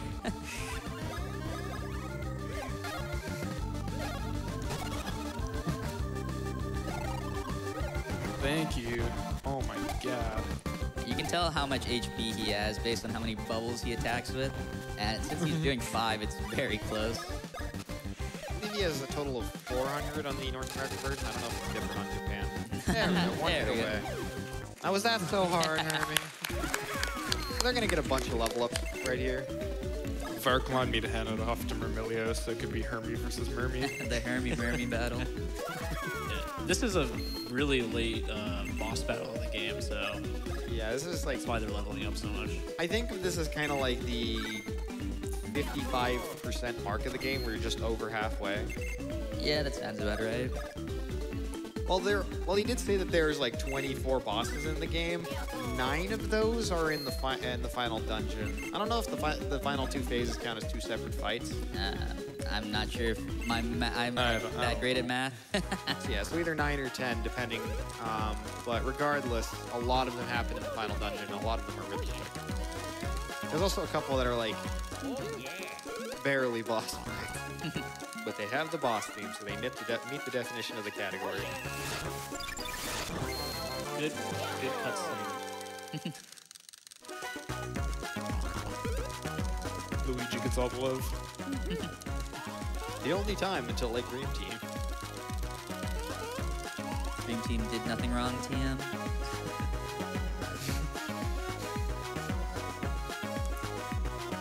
So yeah, we're just going back out the way we came. We came through the exit originally, and the way to unlock that little bridge, normally you would need the bros hand attacks unlocked, but we don't touch those at all. And then we're also gonna surf to a later part of the game just to grab the pipe and unlock it for the next part. We do that right before the final area. So while we're surfing, you can probably get a donation or two. Sounds good to me. Ashton33 donates $5 and says, got up early to donate while one of my favorite games plays. Thanks everyone for this marathon and 10 years of content. Can't wait to see how long it goes. It's gonna be going a long while, Ashton. Dave135 donates $50 and says, I love this game. Peace and love. That's simple. I like that. Blester Mac donates $5 and says, longtime watcher and couple-time donator here. Got really excited when AGDQ started and have already ruined my sleep schedule watching the first runs. Superstar Saga is one of my favorite childhood games and replayed it lots of times as a kid. Good luck to all the runners this week and thanks to all the staff for organizing this awesome event. Thank you. Will you be safety saving right before this one? Yeah. So there's a couple of bosses that we'll have to go to what is called Joke's End later. We get a little sneak peek there of Joke's End and all of its awful music. It's not that bad. I think it's intentionally that way. Start with the hot takes. So yeah, Silence. saving back at this area. Is this better than Joke's End? Some might say so.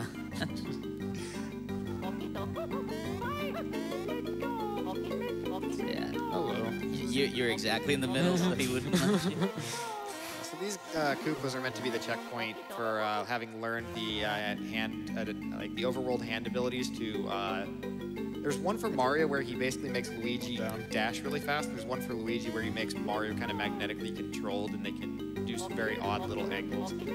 Naturally, since we don't have those abilities, we have to sequence break past them. And right here is a very tricky barrel clip, which I managed to get first try, which is actually really good. And this allows them to skip over here, which the only reason we're here is for the Popple fight, although there will be the third Bean Star piece. And you actually have to initiate this fight from the right side. Oh, you broke the barrels. No Luigi. I'm just scared because I crashed the game here once. Alright, this fight's pretty awful. He has I'm not sure what exactly the percent chance is, but he can go in the back and grab a little thief bag, and he'll throw items at you. That attack wastes a decent bit of time compared to him just coming and getting hit by the hammers. What's in the bag?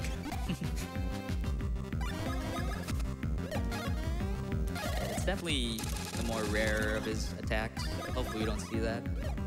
This is a long fight though. It's like 5 or 6 turns. Oh, what's in here's the bag?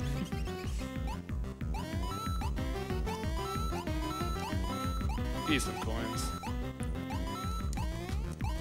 You're good enough. This attack's more beneficial than it is detrimental. Would you try to like route this in once? Yeah, I tried to route that in once, thinking maybe those coins would be worth it, but they're actually only worth 1 coin each, which is unfortunate. If they were worth like maybe even 10, that would be a lot of extra damage for later on in the fight due to you buying more mushrooms.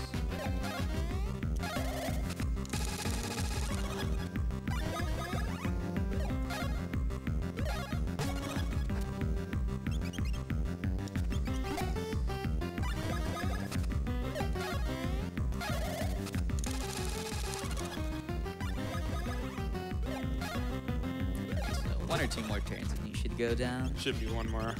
Oh, it wouldn't let me have it. Oh no. That's bad. Luigi might live a hit, so you might have some safety. Alright, good. Yeah, I'm fine. We luckily have 1 1-up mushroom. We're gonna buy some more. Oh, good.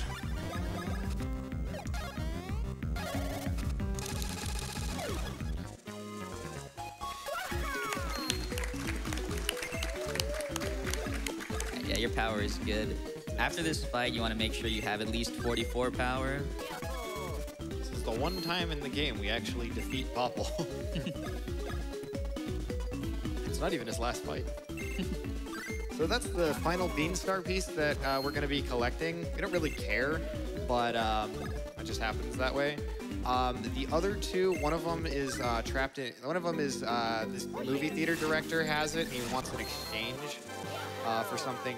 For bean fruits. Bean fruits, which you have to go around the kingdom talking to Yoshis to collect. One of them is in an enemy that was mentioned very early on in the run called Piranha Bean, but Piranha Bean has a regular battle theme, and we don't know if the game treats it as a regular encounter or as a boss fight. So for the purposes of just having a clean-cut rule, that fight is not going to be done in the run, which is kind of nice because it ultimately just ends up being Luigi does an attack and then dodges like 10 times, and then it's not that great of a fight. Yeah, with the addition of the music, it's also like the only fight that you do Luigi solo that's not like a tutorial. Yeah, and the other Beanstar piece, you have to do this like painting shirts mini game that's kind of dumb. It also doesn't involve a boss at all, so. Yep, does not involve any boss. We don't have to do it. Well, you work under a boss. Okay. We're gonna add that? You don't have to do all the patterns though, right? No, you only have to you do like do, like, the ones he requires. You can do more patterns later for I think like You get some pants. and pants. I love pants.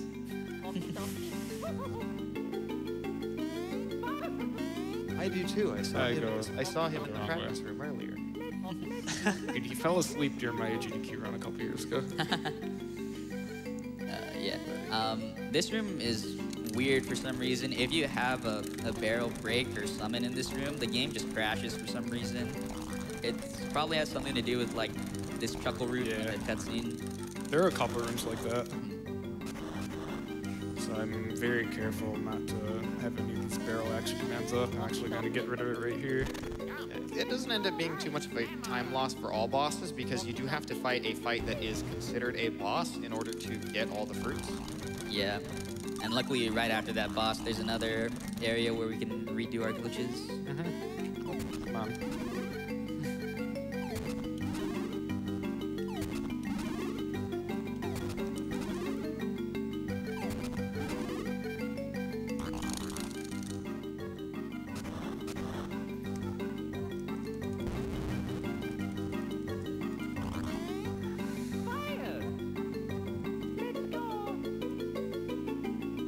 Here's Wiggler.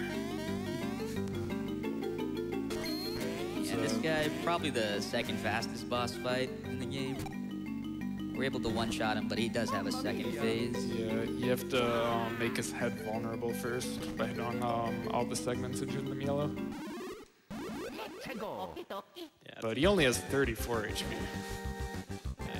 Really, the trick is just making sure you don't keep trying to hit the head over and over.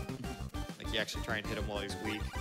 Yeah, if you accidentally hit the head, all of his segments turn red again.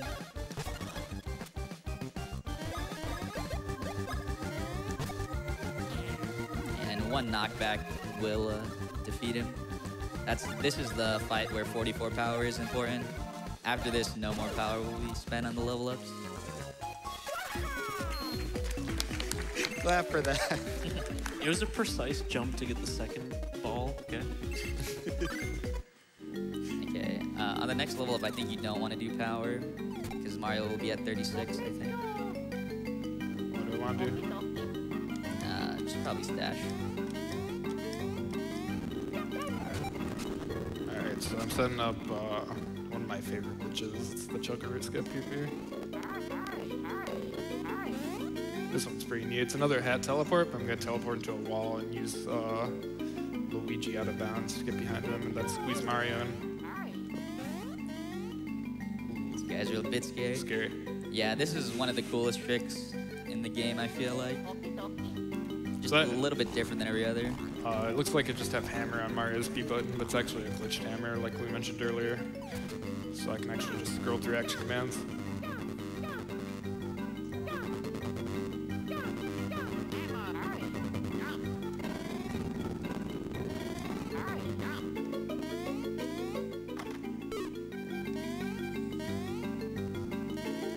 Yep. Hello. So controls are actually reversed when you're out of bounds. So it's a bit trickier than it looked. That was actually kind of weird. I was like half the wall. Yeah, yeah, that's deserving of claps, I feel like.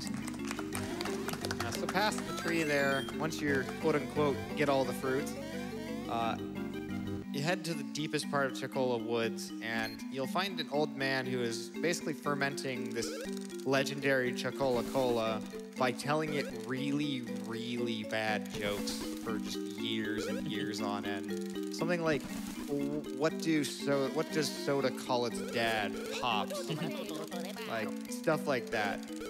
Of course, we wouldn't be here if there wasn't a boss fight, and it turns out the soda is alive. Yeah. Also, there's Popple and Rookie again. This is sadly all this guy does. I like to think he's actually telling the soda really funny jokes, and by laughing, it's making the soda extra fizzy.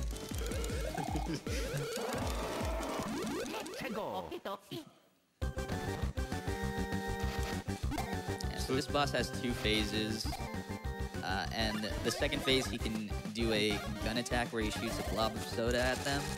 There's actually one attack with the gun where it's very hard to dodge. It's a 1 frame, right? Yeah, I believe it's 1 frame. I've heard other sources where it's undodgeable. But, Gonna put it up there with Roy's Fire. yeah, I'll just pretend like it's undodgeable so when I get hit, I don't feel bad. Everything I miss is undodgeable, okay? Yeah, this guy goes down pretty fast. Yeah, because this. He's When an we- early game fight. Yeah, when they started doing all those glitches earlier on in the run, this was meant to be like the section that they were going to do before the barrel shenanigans. So now that they're significantly higher level, these fights end up being significantly easier. Mario didn't level up, so it doesn't matter. But I'm on Piranha, you probably would do Stash. Yeah, that's also another quick kill. He has another phase where he becomes tiny, and then there's cutscenes with him getting killed by laughing at some jokes. So this is an instance of Luigi being solo. It's easier to dodge enemies, but Luigi is really slow compared to Mario, so if he gets hit, he'll have to dodge a few attacks before Actually, he can run. pretty bad at this section. It's kind of one of the things that's like rough is like a little semi-hidden different property is I believe Luigi, like every one of his animations in battle, like Oh no. I got Wow, they trapped. boxed you in. hammer and the That's like, okay. dodge and the like, all have like a little bit of extra lag before he goes off. It's really bad with like hammer counterattacks, and I think it's that way in most of the games in this series. I can't see him. Why? Oh no. That one was a little suspect. That one was impossible. It's not my fault, I swear. Thankfully, he doesn't lose nearly as many coins running away with one bro. When you have more than one, they're prone to tripping, and then that costs a lot of coins. We'll never see those 13 coins again.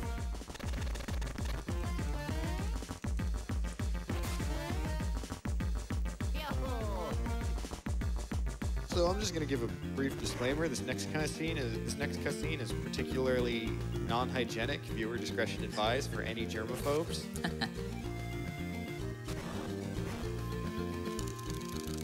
Yeah, we're finally going back to the story from when we first met Queen Bean. Yeah, we had to tie up some loose ends. Something about how this category is routed. All these Bean Bean Castle cutscenes, you have to watch in order or else the game crashes. Yeah, there's a lot of cutscenes where the bros are forced to move up, down, left, right, and if you end up going through the wrong exit, you'll end up like moving or out of bounds off screen, and you can't complete the cutscene. So it's just soft lock. Yeah. It makes the run incompletable. So that's why we do Chuck later, then Mom Piranha, and then Birdo. Sort of like the midpoint of the run as far as action is concerned. There's a lot of cutscenes. Yeah. So if you want to get some donations in, you can go for it. Sounds like a plan. We have $20.20 for Anonymous, who says 2020 for 2020. Shout out to all the awesome siblings out there who are superstars for their families. Thank you to everyone at GDQ for keeping these events going and for supporting a good cause every time. Thank you very much. And yes, let's support our siblings the way Mario and Luigi support each other. Allegro donates $15 and says, good luck to both Muir and Sora. Shoutouts from the back couch, and also, don't fail the minecart minigame.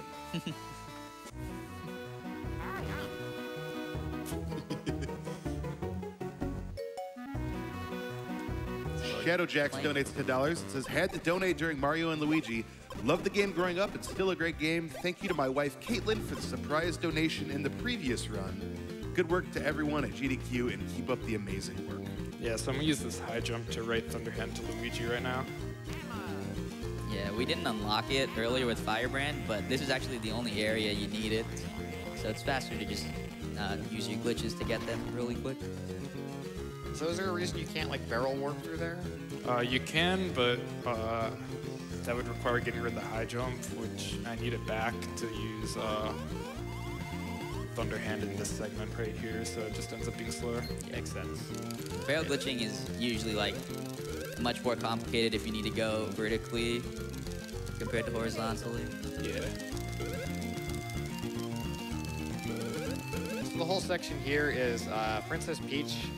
At this point in the story, was supposed to have basically arrived to get her voice back. She never lost it actually in the first place. That was basically a cosmic brain plan that Toadsworth and Princess Peach and Bean Kingdom were informed of ahead of time. So they set up a plan to set up a fake. And so Peach never lost her voice in the first place. And that is actually why the Beanstar got so angry with the robots. But she's trying to land here at the airport for Bean Kingdom, but she can't because a bunch of plants just mysteriously ended up on the runway. Yeah, It's so eerily reminiscent of my flight here. Shoutouts to landing in Jacksonville because we couldn't land at the airport here. And also, when she lands here, when we were going to Fungi Town, that's where she ends up. So that's kind of her journey. Yeah. can't So- count. And of course, that giant egg in the center happens to be a boss. Really can't count. There we go. Weird thing, whenever you fill Mario up with water, you actually lose Thunder Hand on Luigi, so that's why I have to get it back every time. Yeah, usually glitched commands in the front are easy to clear whenever something happens to one of the bros. That's why we also had to manipulate who entered which cutscene and Yeah. which university to keep that blank A button.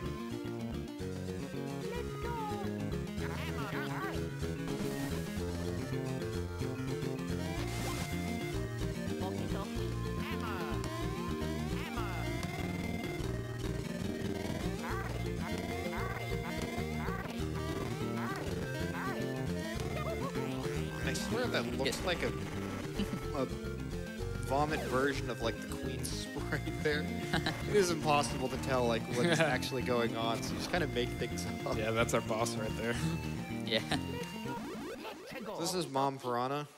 She has like a 200-something HP and is a really, really annoying fight casually because for each plant she has in front, she'll heal 20 points of damage. If you kill one of them and change its color to blue, it will, she'll only heal 10 damage a turn. She also does a counterattack when you attack her. Yeah.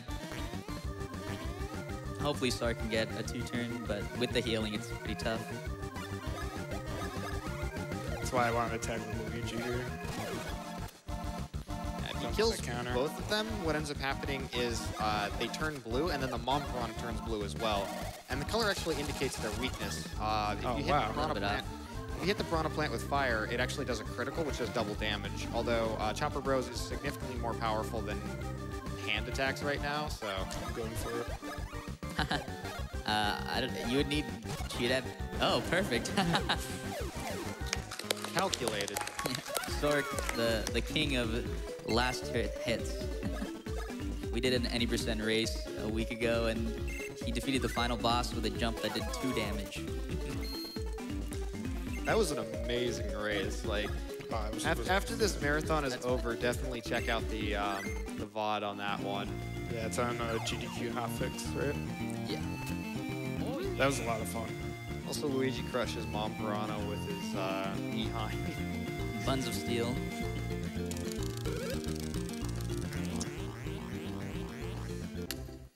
don't know about you, but it seems pretty dangerous for civilians to be standing on a runway as a plane is landing.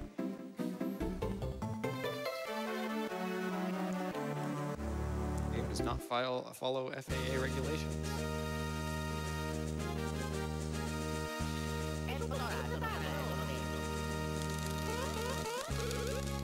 So here's actual non-fake Lady Lima with actual non-fake Princess Peach.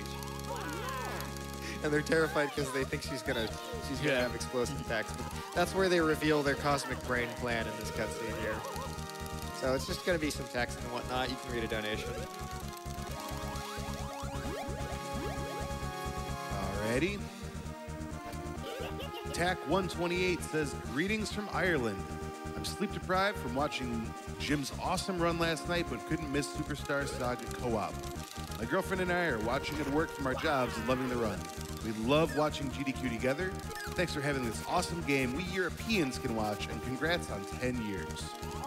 Thanks for that. Bastian Bonifoy donates $25 and says, joined in time for one of my favorite games. Good luck on the run. So I actually have to go up here and start the Princess Peach escort so I can fight Trunkle later. Yeah, normally how you would get through Tiki Valley, you start this escort mission, and that's usually the first time you enter that area. So since we've already, the game thinks we've already completed it since we've been to Funky Town, the actual area will be different with the enemies that are in there. But we'll still just go through and... It's actually, isn't it after the Birdo fight? No, it's after Funky Town because, really? yeah, there's an old route where we used to not do Birdo then. So I'm actually gonna head to the shop and buy some mushrooms now. Yeah, so Tiki Valley is the next area they're going to go to. It's the desert area, and that's kind of the path where Funky Town is. They're going to actually go the path that they intend you to take. But normally there's this really, really bad escort mission where anytime an enemy... Everything but mushrooms. Anytime an enemy appears next to Princess Peach, it'll take her, kidnap her, and bring her down a pipe, making the whole sequence have to be repeated. It's awful. Just wanted to make sure I didn't sell that one up there because we did lose the backup in the Papa fight. Yeah, you might want to get the extra one before, too. Yeah, I grab it.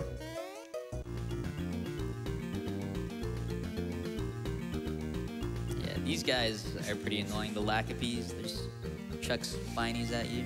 I hate these guys so much. Sharpies. So you don't ever get the hammer upgrade. Oh, no, you reset the room. I blew it. Oh, dude. Oh, knockback throws charges, I guess. Or I'm just running. Yeah, we have no coins anymore, so that doesn't matter. And we're also a high enough level for this area where it's easy to run away. So you don't ever actually upgrade the hammer in this category, do you? Nope. Yeah. Yeah, any percent Barrel gets clip. Yeah. Yeah, I'd be kind of fast here. So get in before it throws the Sharpie. Yeah, any percent gets one upgrade.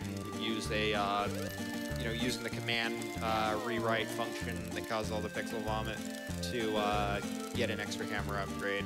Yeah, the Really reason... quick, do you want me to hold left to show? No, we're not doing that. I'll explain it then. So there's a few cutscenes of this game where the text is actually separate from what goes on in the background. So you can mash through the text upcoming, and you can actually save Princess Peach from getting kidnapped, because you can move while this cutscene happens. We don't have a route for this. That's why we're not doing it. Yeah, I ended up pulling it off the other day, and now I'm just filled with ideas of doing it. But yeah, before we go and save Peach, we're gonna... She'll be fine. Yeah, she'll be fine for just a bit. Nobody ever hurts her, they just kidnap her. It's like that one weird thing that happens in Paper Mario, the 1,000-Year Door with her, but that's about it. Yeah, there's another flying hat teleport. This one we call the Big Skip, because in any percent, it actually skips about 60% of the game.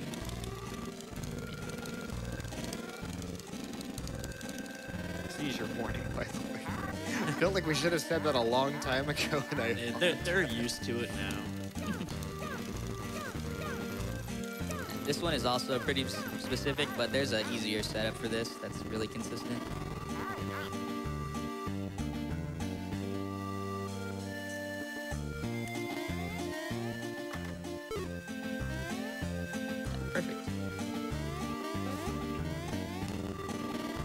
not done yet. We still need to get Barrel and summon Luigi out.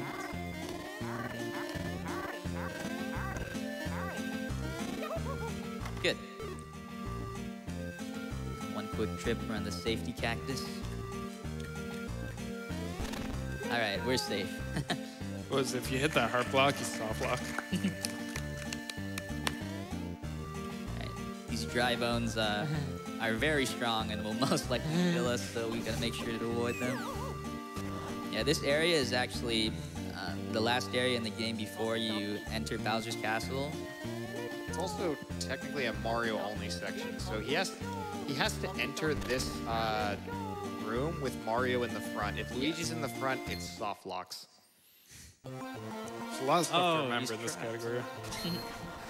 Luigi just did a quick teleport behind those ropes. And they hug it out as if they've never seen each other. They haven't seen each other in a long time.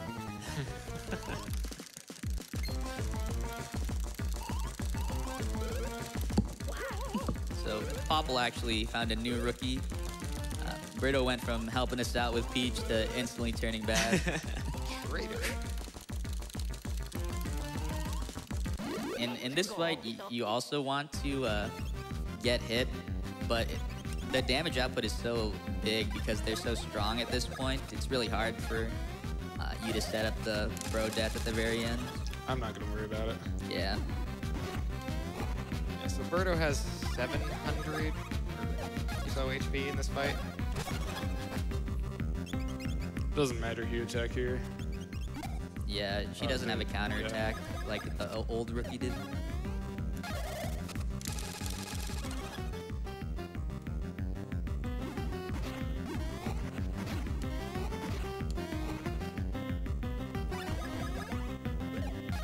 Yeah, and if you didn't see how strong Chopper Bros plush mush badge is, you're probably supposed to be around level 30 for this fight, and we're doing it at around the 15s. What? Hello. Goodbye. Nice. Yeah, you actually have 4 turns to kill, but 3 is the norm. Some weird stuff's happening this round.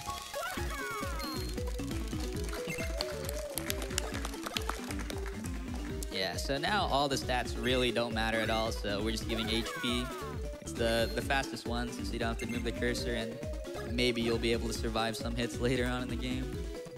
Yeah, you can watch me die 6 times to Roy.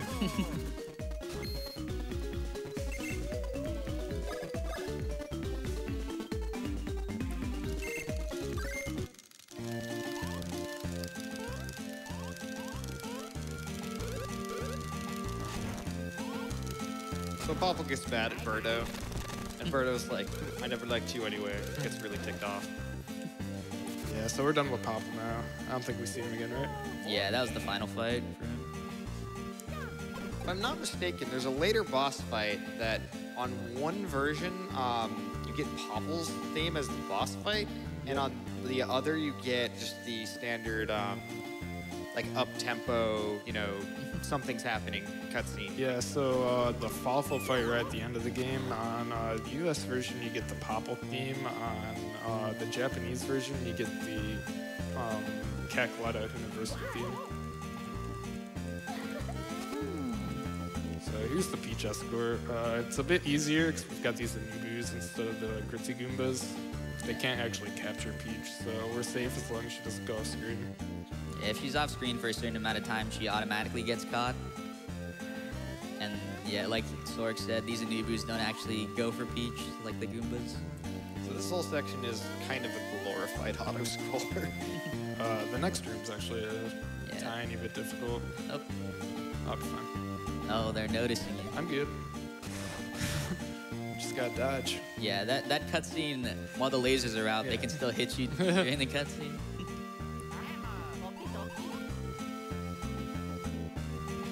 Alright, so I got something up barrel here. Good. He didn't notice you, which is the important one. Yeah, we're using barrel here to quickly grab this switch. You get to skip a whole another sort of like puzzle where you summon a different barrel. One one of the few times you actually use barrel as intended, even if you don't use the intended barrel. Yeah, this area is actually pretty weird in terms of glitches. There's a glitch called Peach Speech Glitch, where the ends of each area where Peach talks to you, they act really weird when you actually have a barrel summoned. So certain effects can happen, and they're all like really inconsistent. There's been fights triggered, you can summon the map, and even one time, Mug the Tasser ended up summoning the credits, which would have been really crazy if we could duplicate, but it's never been. Yeah, it's only been done on emulator as well. Yep.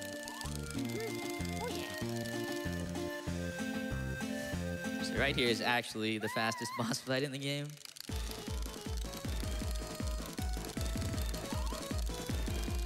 Trunkle's no longer just a sleeping Snorlax.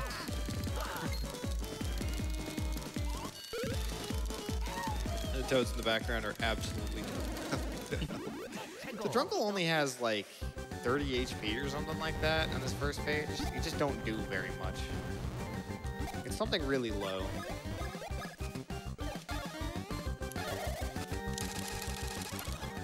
Goodbye. Yeah, normally he has this second phase where he'll like kind of split up into 4 mini Trunkles, but we just completely bypass that phase with the amount of damage that we can do. And that's why he's small in this cutscene.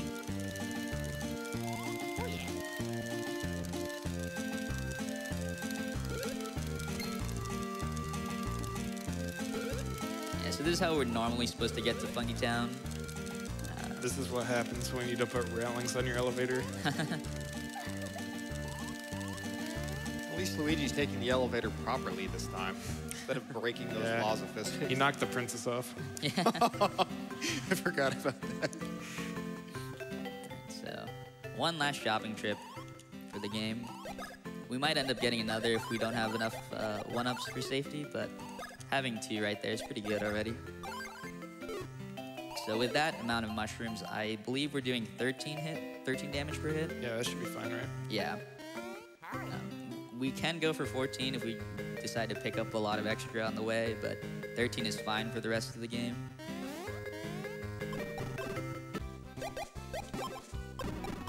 So I'm getting my glitches back here. And of course, we can tell by the dark music that something terrible is happening to be Castletown again. And it isn't just the pixel llama that you see on screen. And, now we're going to Joke's End. This is the last boss fight before we go to Bowser's Castle.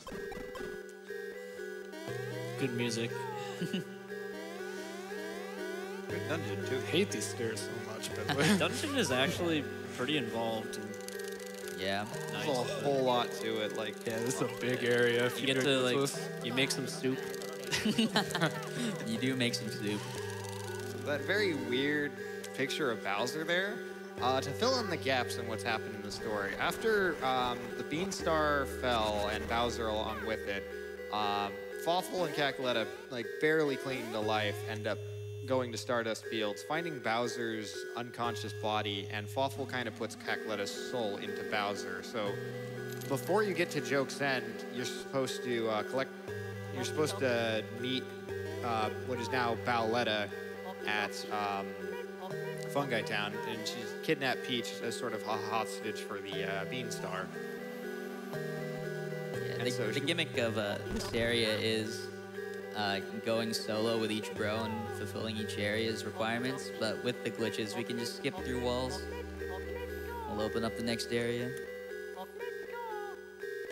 So she wants us to meet her at the top of Joke's End. There's one boss fight on the way, and the boss fight is actually not Fawful or Cackletta, so we're not going to be doing any of that whole cutscene, as funny as it is to see Luigi in a dress.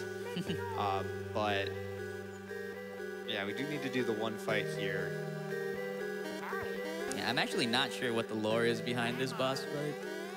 Like why they're here. So the girl with the wand is just This is another cool skip, by the way. Yeah, similar to the one in the woods that we did earlier. game's telling you no. It should be a sign. Oh, the remix.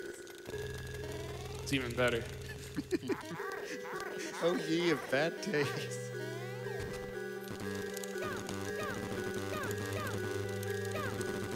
This is just to get past the door, so I don't have to loop all the way around and make soup.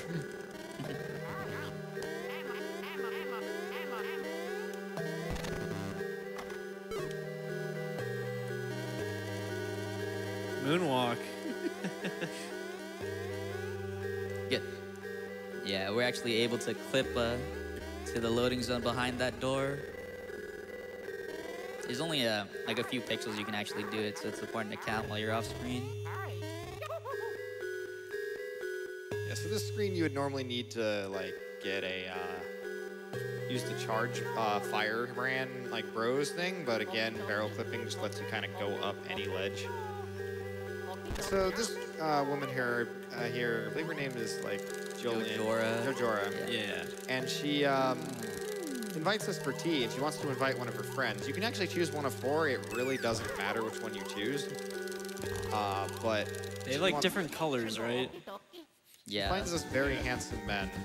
You don't actually have to defeat Jojora. You get a little bit of bonus experience for her, but she only takes 1 damage a hit. And I believe Mush Badge does not bypass this.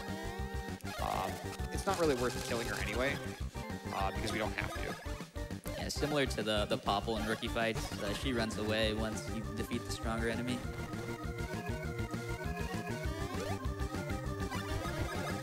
Yeah, and I believe Mario would die in 1 hit on this fight, so it's good that Sora can dodge them all.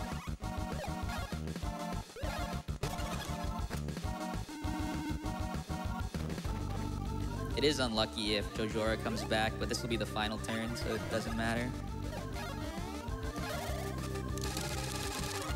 She'll get a free knockback charge here at least. No, she just Nah, runs. she just Oh runs, wait, yeah. no, she just runs.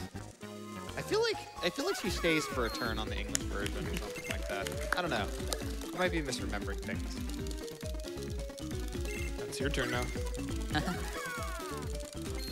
So while there is a cutscene, as I mentioned, with Luigi in a dress and him completely fooling Cackletta, you go onto the repaired Bowser airship. That whole section is fairly tedious, and there's no boss fight tied to it, since we've already skipped ahead into the Popple and Birdo fight.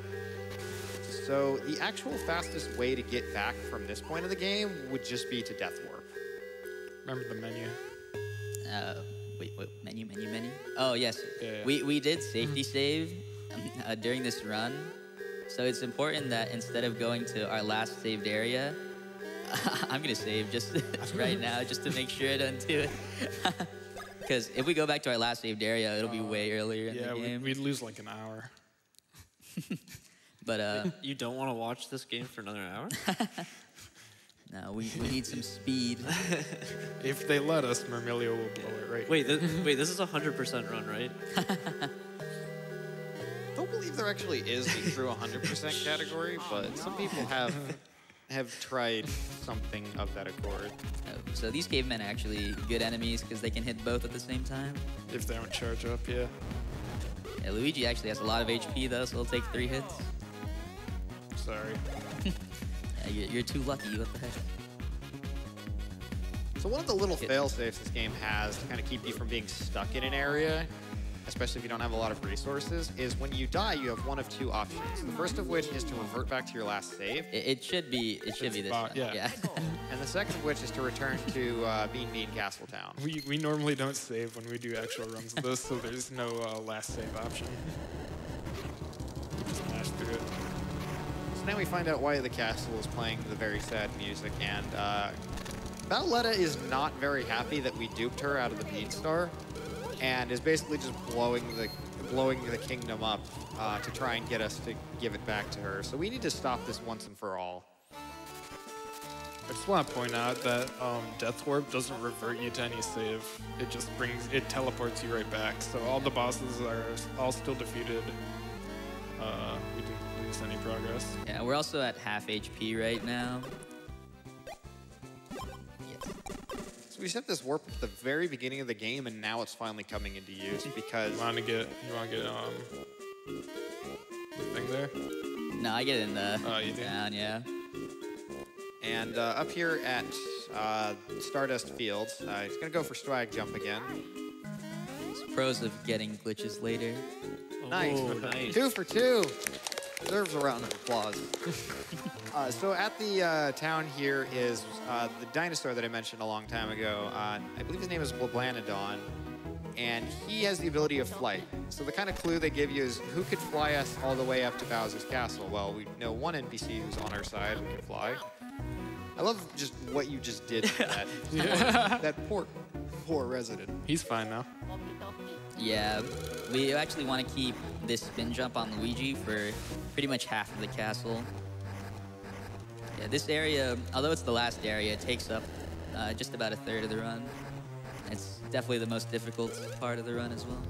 This is one of many various incarnations of Bowser's Castle, and you can actually use a glitch to skip up to the top left there and kind of do it in reverse and skip all the way to this boss. But for one, because they've saved, they can't really do that. We didn't actually reload a save, so we could. Yeah, it's when you reload, not when you do save. Right.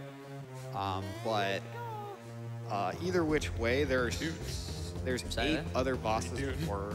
What? Am I dummy? You had barrel and we just got rid of it. Oh, Yeah, so there did I? It's 90%. I didn't.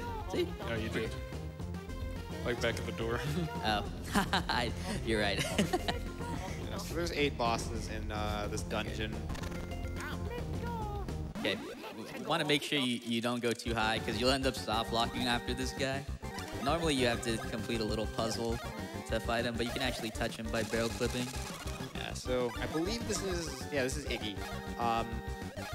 Iggy here, if you try and enter this fight normally without doing that whole out of bounds thing that they just did, what ends up happening is he plays this like really dumb mini game. Like reverses your control. Yeah. Just not fun. Advanced already. Yeah, each of the Koopa kids have a little like mini game before the fight. Yeah, so right here I'm gonna grind a little bit for knockback. Like 5 or 6 hits should be good since we had that Hermie fight earlier. But we want to get knockback before Roy in particular. He's like a pretty tough enemy to dodge all of his attacks. He And actually there- has an undodgeable attack as Yeah, well. I'm convinced it's undodgeable. I've heard one frame as well, but I don't believe it. So the reason I'm doing it on Iggy is because he has a spinning attack, which is really fast. And then his fire is also averagely faster as well. So what you're saying is it's Schrodinger's frame. We don't know if it exists. Yeah. Everyone's just been too lazy to like look in an emulator. Yeah, he's Iggy is dead on the next Chopper Bros. I think that should be good, so I'll go ahead and kill him now.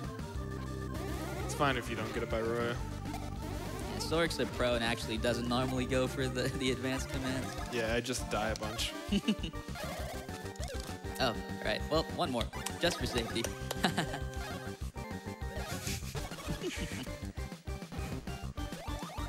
Oops.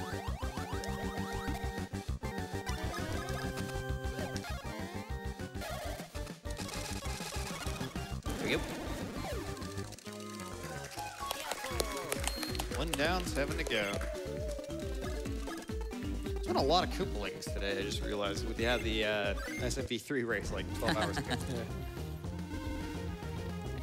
And we're good. No soft lock today. I've actually never soft locked there. Yeah, I was so confused why it would always happen to me until I figured out it was the height which you need to like, pay attention to. Yeah, you can soft lock in this turn too if you hit the spikes, because he actually technically is in a barrel.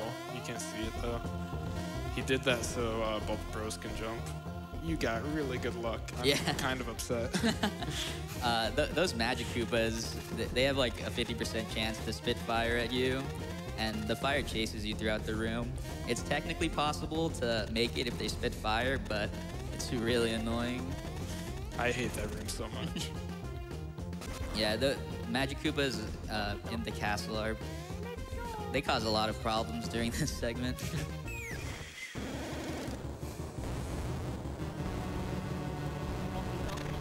Whoops, I was in the wrong one. Yeah. when that cutscene starts, you actually cannot. Yo, I'm being really good right now. You cannot move, so you want to make sure you have barrel on so you can do this jump right here. So there's a few common attacks that you see between the Koopalings. Like, they all have the fireball ability, but they all do it slightly differently. And then a couple of them have their own, like, unique little attacks as well.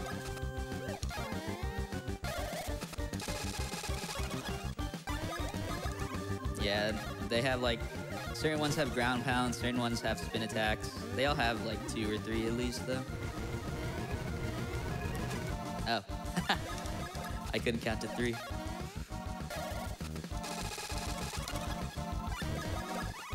Luckily, the early Koopalings are all easy to dodge, so it's not a big deal. And this is like a situation where that HP that they've been slowly accruing over the run is kind of paying off, because ideally you would never get hit, but if you do get hit, it's not, you know, a big time loss. Yeah. Oh. I'm cold turkey right now. Just give me a few bosses.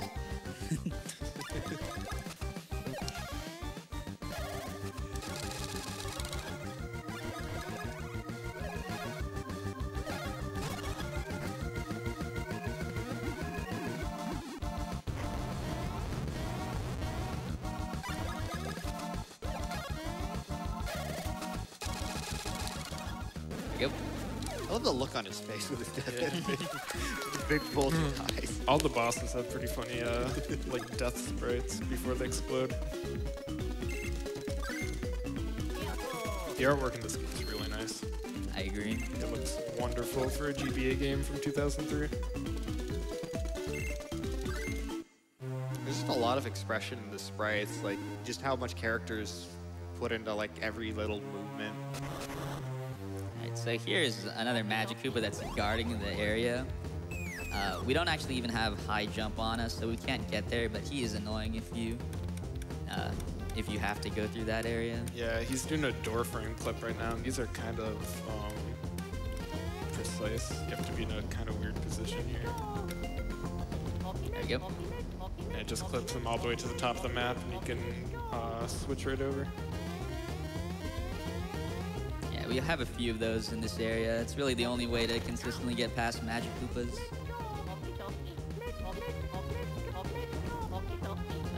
So is there like a particular timing to that? Yeah, Like, so... you want to move. Oh yeah, good. Oops. You want to move 1 pixel with the barrel so you get pushed out of bounds, and Mario will be also out of bounds when you switch. Yeah, you want to move far enough that Mario's out of bounds when you switch, but not so far that one of your bros will get teleported to the top of the map. So this is the spot where we needed to keep, or why we needed to keep spin jump on the whole time. After this, we can clear finally. Ooh, black hole. All right. So this mini game This is from luck. from Lemmy, it's luck. In preparation for this run, I've probably done like 30 or 40 runs, and every time I've gotten the worst possible. One. Yeah, it can be between 2 and 6, right? 2 and 5. Oh, 2 and 5. Yeah. And it's not like if I were to save state or anything and pick a different one, it wouldn't actually be correct. It's just straight random. Every Yeah, time. that's chosen at the time of the hit.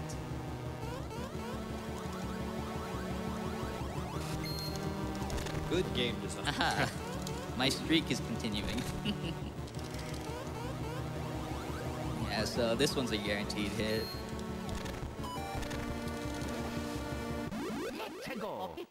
Yeah, and on this one I want to get knockback advance, so I'll grind a little more to get it. Shouldn't be too bad though. Lemmy's a pretty fast one to grind on too, especially if he does the clones. Yeah, he doesn't have the spinning attack unfortunately, which is definitely the fastest. Oh, There we go. perfect Knockback. timing. My Hermie was so bad, you gotta Hermie.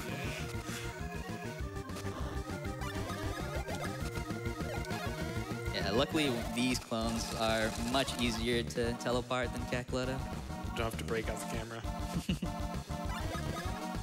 So since we have knockback advance, we don't even need to do knockback anymore. Just save it. These guys are... I'm gonna guess Rudd. As soon as I... Yeah, think it's the one easy, in the isn't back. it? Nope. Yeah, maybe the one in the back. You can technically tell what they are based on their attack. Yeah, sometimes they sync up really obnoxiously. I was wrong. As soon as I said this guy was easier. Yep. Still not bad. Bye-bye. Hey, you can clap for that.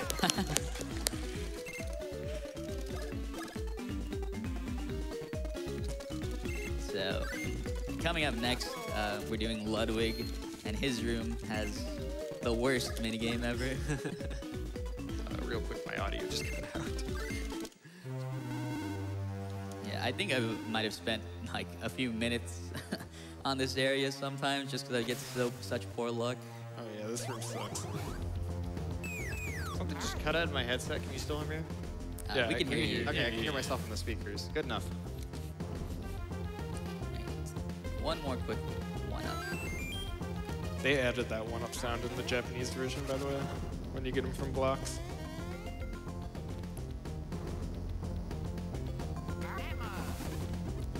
So, more electric mice, although these guys are Mega Koopas now.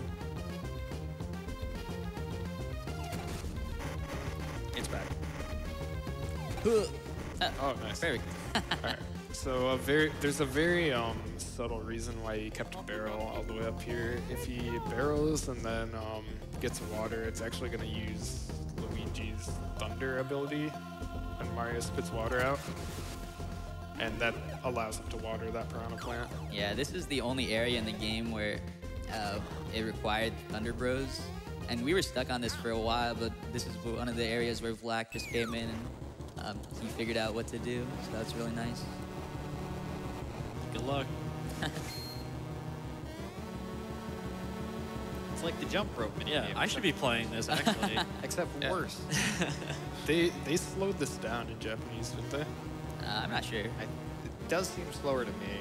I don't play this far in English very much. I mean, you ran glitchless for a time. But Yay. That's about it.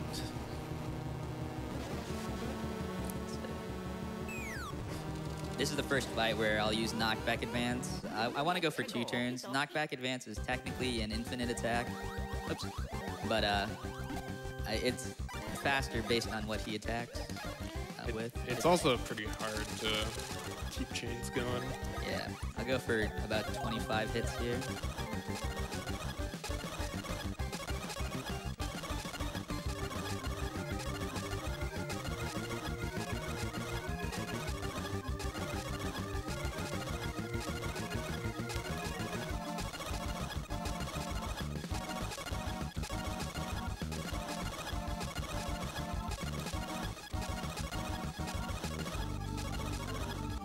Yep. And then on the next Chopper Bros, yep. The next Chopper Bros, he should be dead. Yeah, so the They thing didn't even get the shell. So the thing with that attack is it can go as many times as he can properly input the attack, which I think is a 3-frame window, same as Yeah. like Super Mario RPG Super Jump. Yeah, it gets down to a 3-frame window. But the problem with it is the game doesn't tell you when you're done. Something that, again, later games Oh, wait, fix. it's your turn right now. But, so they basically have to count and know how much damage they've done and know how much health the boss is, both to begin with and how much they have remaining. Sork gets the pleasure of fighting the 2 most annoying bosses in the whole run. The first one is coming up right now, which is Roy. I get the 4 most annoying boss in the whole run. I got Hermie and Popple, too. Kind of the gimmick with the Koopalings that come up now is they have a time limit, which if you fail to kill them in the time limit, you just lose. I don't know if anyone has ever actually died to them That was a because little of weird. this, like without doing it on purpose. Yeah, in a speedrun, it's a non-issue. Well, not even in a speedrun, even in casual play, because it's like if, Hey, you, hey. if you can get this far in the game, you can deal with the Koopalings. It's like they'll either kill you with their attacks or, you know, I don't know. They really buffed Roy up in Japanese. He's got Roy's- 920 HP. Yeah, he's beefy.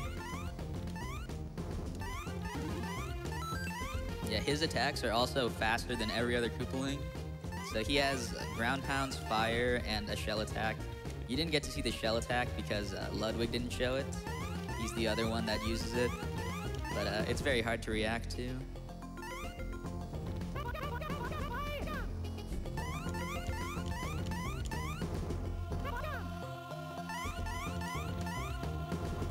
Doing a quick Mario 1 run in the middle of this.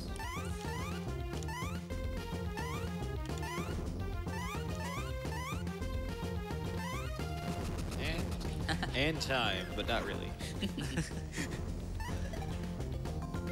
Yeah, unfortunately, there's no way that we figured out to just clip over that fence. So, but that's a pretty fun minigame to do. Yeah, you can't clip up here ever because it actually doesn't separate the rows when you go into that second screen. So you just get stuck. Yeah, Roy could definitely cause a problem, so saving here is good. Yeah, also I'm an idiot, so I might die.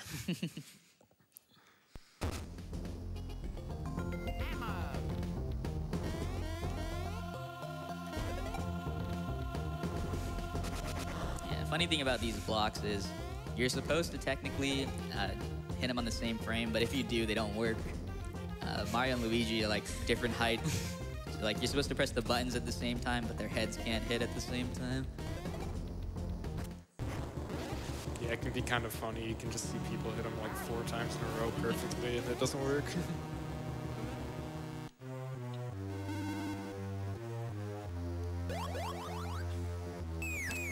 So do you know, like, how many frames less it takes for Luigi to hit the block? No, not exactly. I'm sure it's probably like however many pixels divided by 2 or something like that. Some big brain math that I'm not capable of doing. Roy's our boy.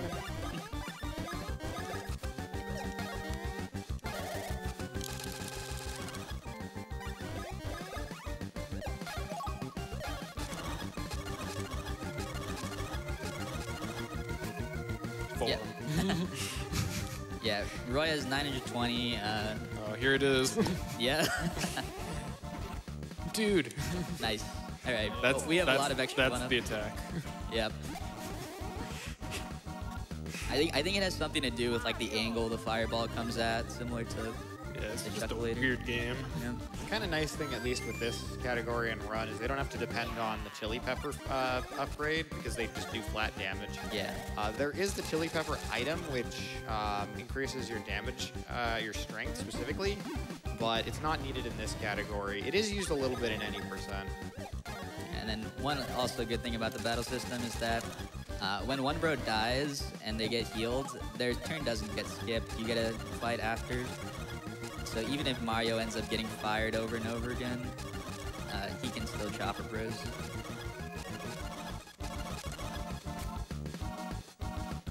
It kind of messes with the turn order in general, I think, because then it makes like Luigi then Mario rather than Mario then Luigi for all future turns.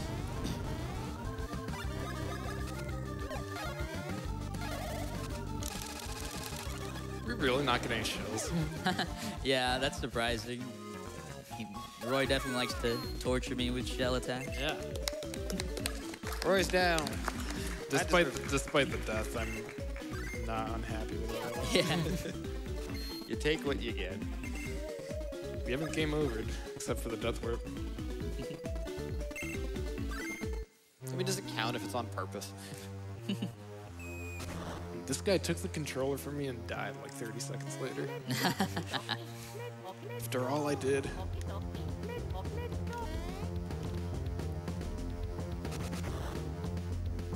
So the next Koopaling is Wendy, and she has a really goofy minigame.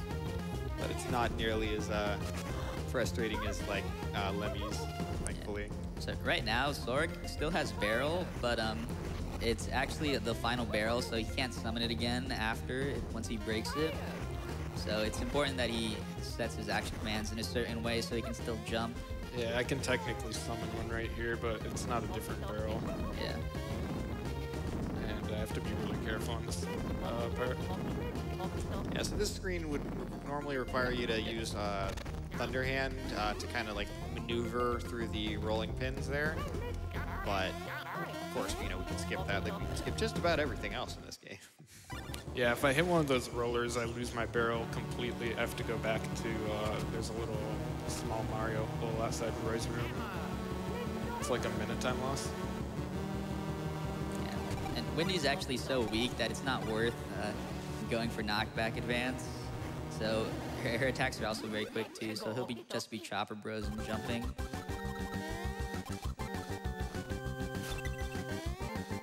This bad.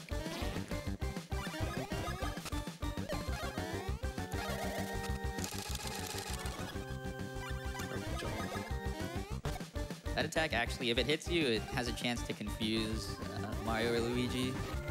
I don't think we've seen really, or we've been at least hit by many attacks that have secondary effects.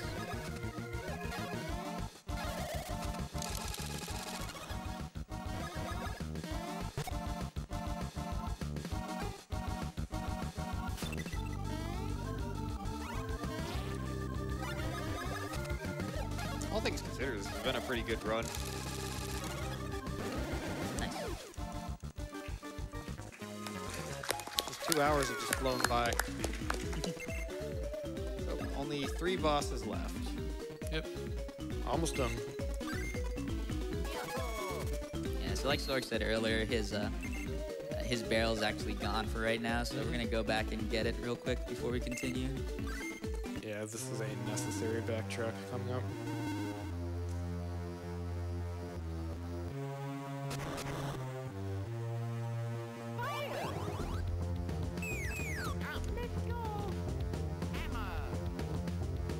Got some time for a couple last-minute donations here when you're going back? We've got $100 from Joker4515. Shout out from the third row. Glad to have woken up early with friends to come and watch one of my favorite Game Boy Advance games run. Barrel Hype. Thanks. We got $50 from Hash Brown. Hello, everyone. Longtime watcher, first-time donator. Love the cause that this goes towards, and even wrote a paper about this in high school. So now I can say I've helped, even if it's not much. Good luck to all the runners, and make some sweet things happen that I can watch after work.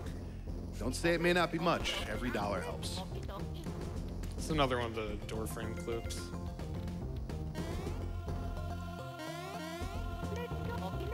Yeah, me and Sorg have slightly different setups for that.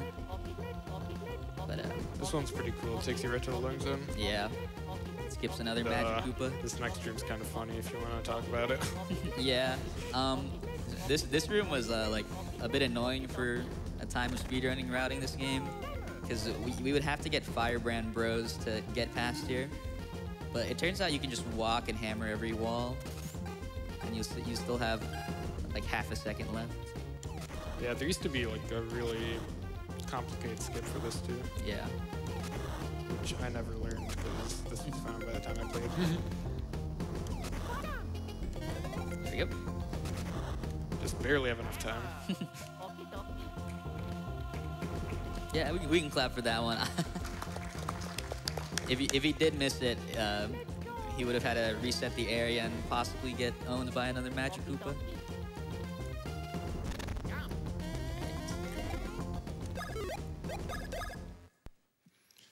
So this saves because I can soft lock in this upcoming trick. Yeah. And also, right before the fight, as I demonstrated in practice.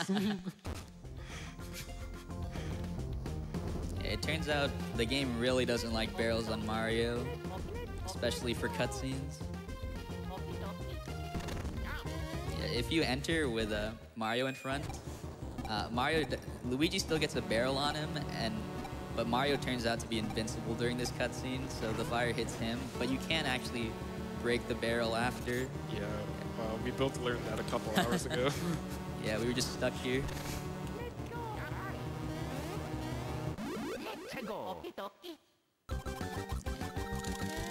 Larry actually has a attack. We might see it here.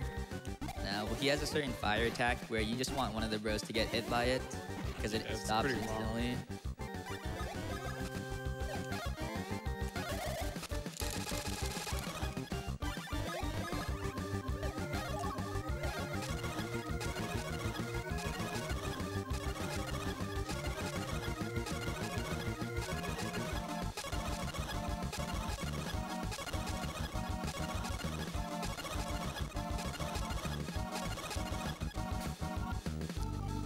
Mario should be dead on the next Chopper Bros. Very nice patterns from him, at least. Oh yeah, all the Koopaling's been really nice. Except, okay. There we go.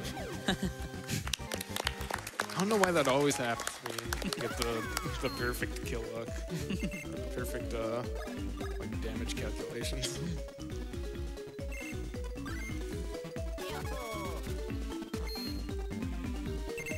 So coming up next, definitely the most annoying boss, but also the most annoying enemy in the game.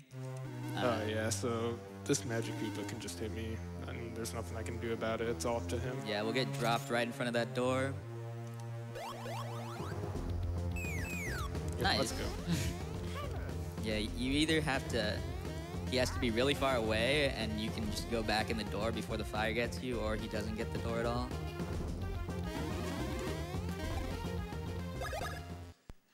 Just a quick save here. This fight coming up is Fawful. Bad. Yeah. This fight's all kind of messy, both in casual play and in the run. Yeah, the way the turn order works is only Luigi can damage him, and Luigi does only like 13 damage a hit. So you need to make sure you one-shot him. Otherwise, you have to keep continuing this cycle. Yeah, he's also flying, so your knockback advance has this really stupid arc, and the timing's awful. Yeah, the timing is completely different from every other enemy. So you can see like a 16-turn fight here. Yeah. Depending on counterattacks, Soric will need 34, 33 hits. So yeah, this boss theme, as mentioned, is different on the North American version. I kind of would have preferred Popples, but it's not necessarily the most appropriate. A lot of people like the Pop theme. It's a fan favorite. I mean, this is still a good one too. So Yeah, so just because of how Japanese works and with my speed being incredibly low, because my levels, I'm like super under leveled here, Mario can't actually attack Fawful. So it's all on Luigi. yeah, you only have to hit the head there like 4 times, so it doesn't have to go all out with Chopper Bros. Going for the one shot here.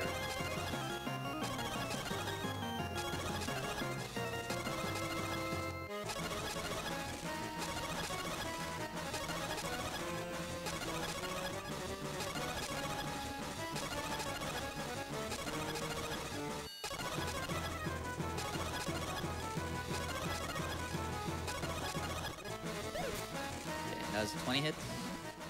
So just 13 more. I think that was 18. Oh, really? Dang. I don't know. It's hard to count and do it at the same time sometimes. Yeah. You should do 15 just for safety. Luckily, his attacks aren't that hard to dodge. This orb one can be kind of annoying sometimes, especially in later phases. Yeah, now that he's in the later phase, they doubled the orbs, so he has to use both bros.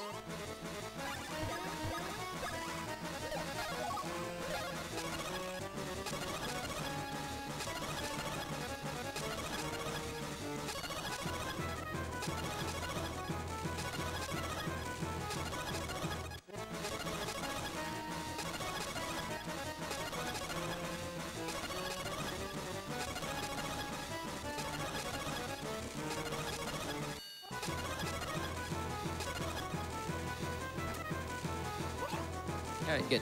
Nice. 2 turns, pretty good.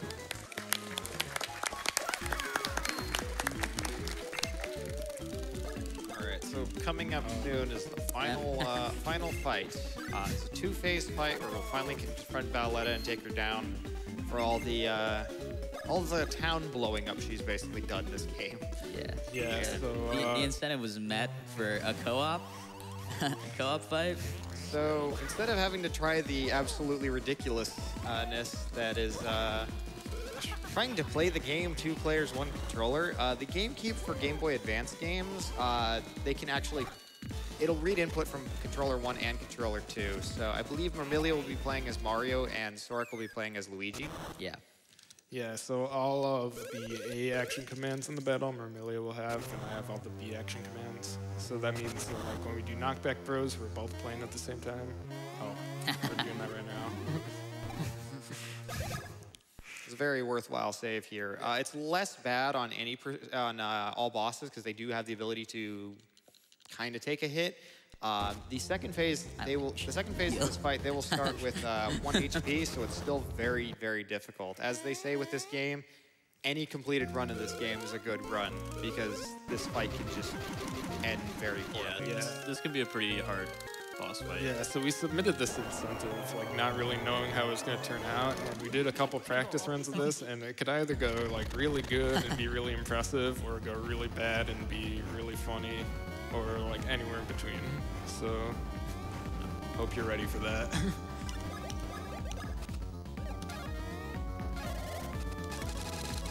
Oh, we're already at 14. Yeah, normally we don't see that. So I got all the B's, he has all the A's. That was me. My bad.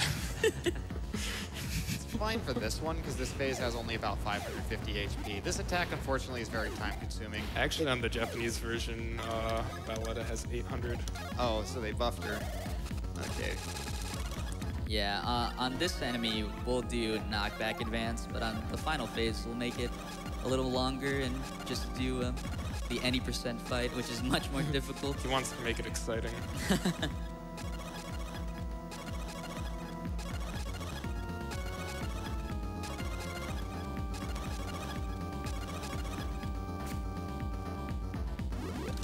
She should be dead next turn. Yeah, so this attack kind of stinks. It's 50-50 whether or not it will initially, quote-unquote, target Mario or Luigi, and that determines whether the counterattack will do 13 damage or 1 damage. So thankfully, both times it's picked Mario. She might actually be dead here. Yep. Yeah. So we think it's over, and... Oh, what's this? There's also a pretty funny video of a, like, crash that happens or something like that. I forget exactly what happens, but they level up on this fight. And then that comes on and they die. Yeah, so Valletta actually has like more HP than this. And if you're like super leveled up, have a ton of mushrooms and like insane tool-assisted mashing, then you can actually run that all down. And some really weird stuff happens. So she swallowed us whole, and now we're into Bowser's belly to fight Cackleta's soul. This fight, you really want to take out the heart, and to access the heart, you need to take out the left, right, arms, and that was head. you. Oh yeah, I was like, I thought We're it good was though. 6 You killed it. And as you Alright, notice there, at 1 I think we're gonna go no healing. So Do it. do it. this will make it much more fun. Yeah, for all you guys. You got, I think, enough time with the estimate to Yeah. if you need to restart with a heal. They got it. That was me. Off to a good start. Yeah, as the fight goes on, the harder her attacks will become to dodge. So, and Sork and I are very well versed in the English fight, but it turns out the Japanese fight's a little bit different. So, As we discovered a couple hours ago. we both got baited. I planned to flex by not jumping on that fire, but I forgot.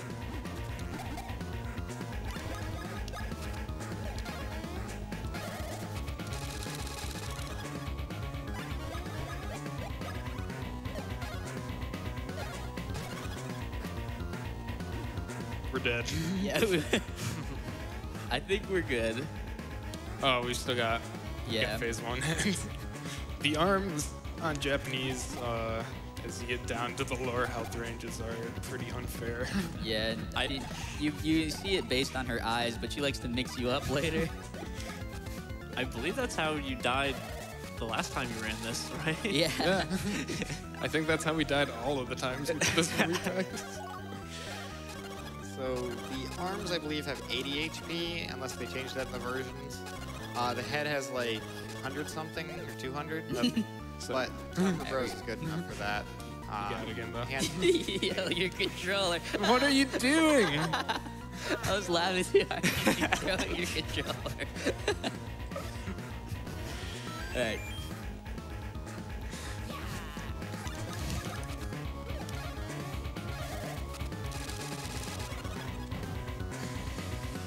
So since we ended up missing the first Chopper Bros, we're gonna take an extra cycle, and that's unfortunate because he'll probably give us the hardest attack.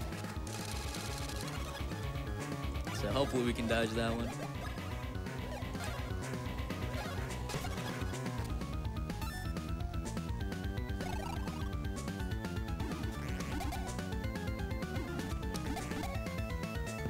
Nice.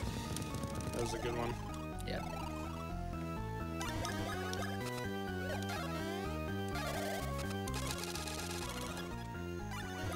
So now her HP is really low. She'll give us, she's in her final phase. Yeah, she Oh, gets baby. at under 300, I believe. I don't think this is the mix-up arms, so we should be fine.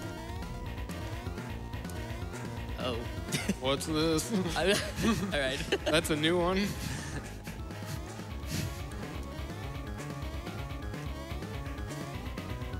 They are basically one hit away from death. And Luigi has the problem of that extra lag before his animation. So if Mario dies and Cackletta has an attack that like can hit Luigi, it can basically be game over then and there. So they really need to be careful, especially when whatever you call the Hell Spawn attack. Taste the rainbow. Taste the rainbow.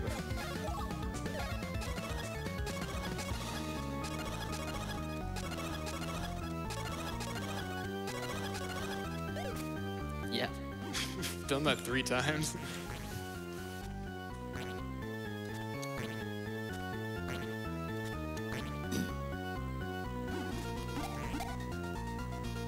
All right. I Just actually jump on the- because I want to save one more BP for one round of Chopper Bros.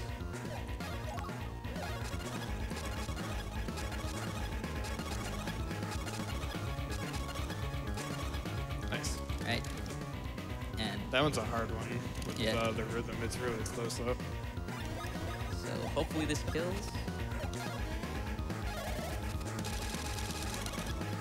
Nice. Yeah. Nice. Good job, brother. Hardest fight of the run, and they did it basically handicapped. All right, so that is not time.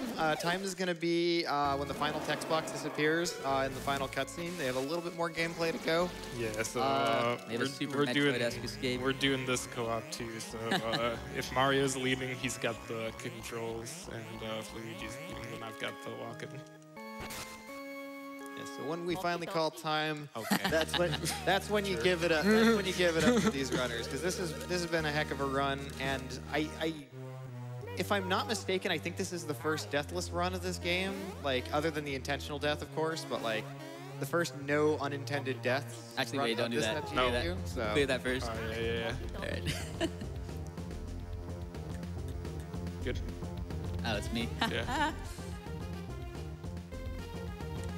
yeah, so this whole sequence in any percent, the timer What here is- immediately gets reset to 0 if you enter this room from the back end, if you've reloaded a save. So, but it ends up actually storing a timer from a previous sequence, which means in any percent that you can actually do this whole thing in reverse properly. So that's kind of the final bit of gameplay. All that's really left is cutscenes. So get to enjoy and relax a little bit as as Soric just continues to annihilate his controller's A button. Let's double up. Music to my ears.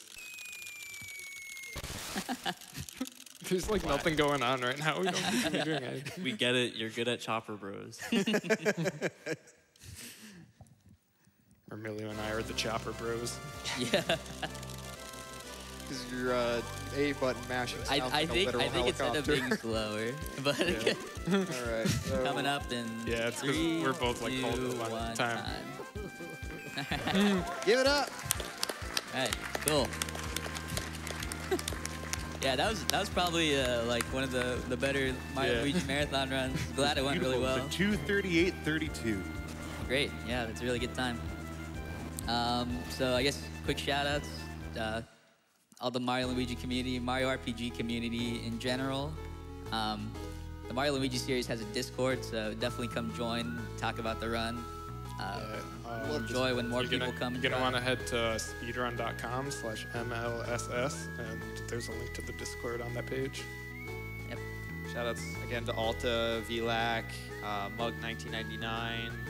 I feel like there's more names I could think of, but it's 8 o'clock in the morning and I've been up all night. Yep. Well, Shoutouts to these two. What a great job.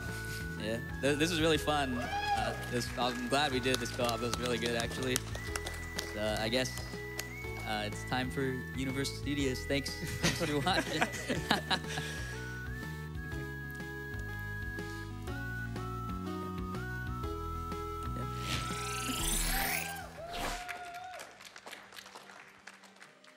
Thanks again to Mermelio and Sork for that beautiful run. Get caught up on some donations here. Kruki donates $150 and says, longtime watcher, and I actually work for a company that tries to beat cancer. I figured why not spend some for this awesome cause too. Thank you for that. We have $50 from Caggledon. I am thrilled to be able to make my first donation to AGDQ after discovering GDQ a couple years ago. It quickly became my favorite gaming event. I can't wait to see how high that donation counter can get this year.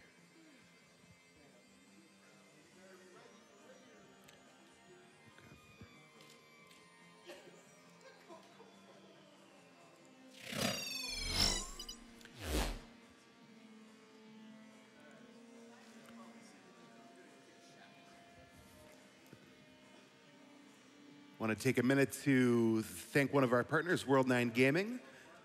Looking to up the game at your convention, from esports to PCs, consoles old and new, World9 Gaming aims to provide the best video gaming experience to events in the Midwest and beyond. Proud equipment partner of Games Done Quick for over 5 years, World9 is ready to take your event to the next level. For booking, check us out on Facebook and Twitter or email world9gaming@gmail.com.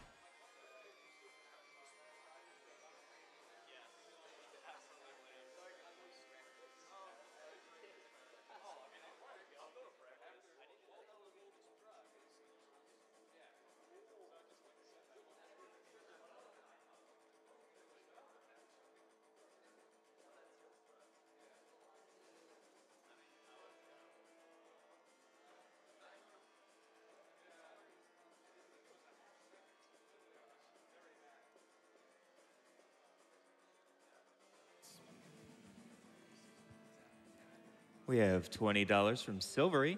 A Sonic 06 run? That sounds great. Let's meet that. I agree. And don't go anywhere, friends. We're going to go to a quick Twitch ad, and we'll be right back.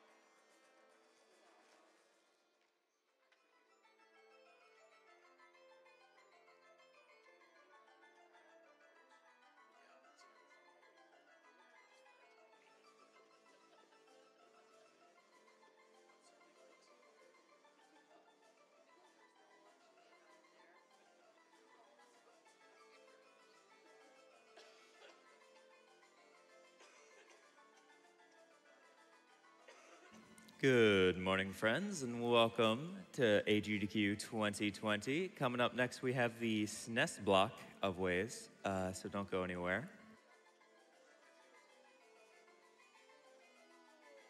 Although, as you know, Genesis does. Let's go ahead and read a few donations while we're still getting set up.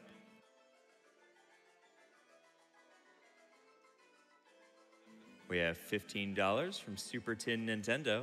Man, I absolutely love this run of Mario and Luigi Superstar Saga.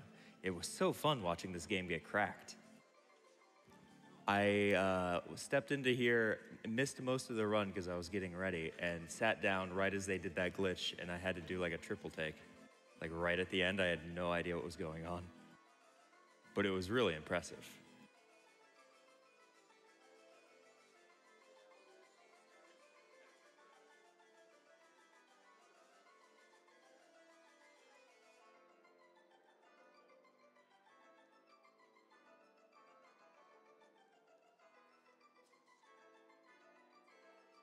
$100 from Anonymous. No message, but thank you so much for your donation.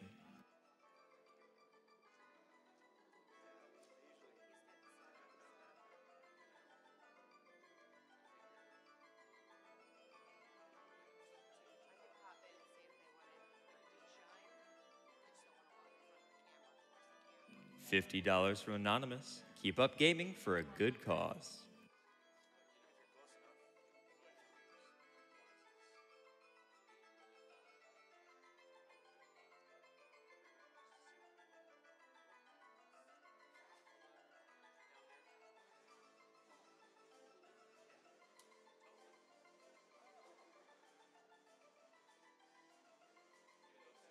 $25 from Congo Bongo. Hey, that's a good game. First time I've managed to donate. Good luck to all the runners, and special thanks to everyone behind the scenes keeping things running.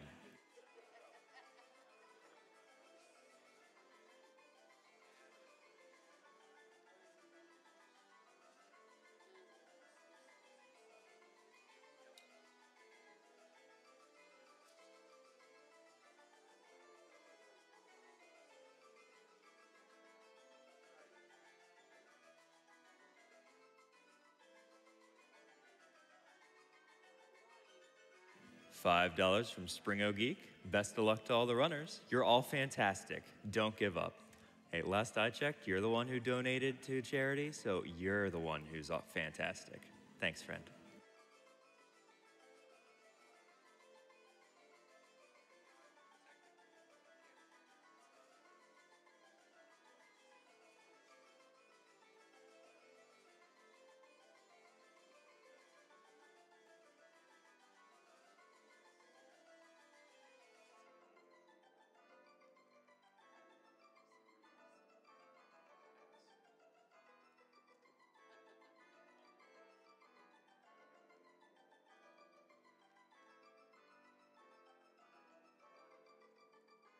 It's a lot easier to wake up for work when you have AGDQ to watch, and it's a lot easier to get through the workday when you can stream at work. Keep up the amazing work, everybody. That was from Shark Freak 78 with $20. Thank you so much, friend.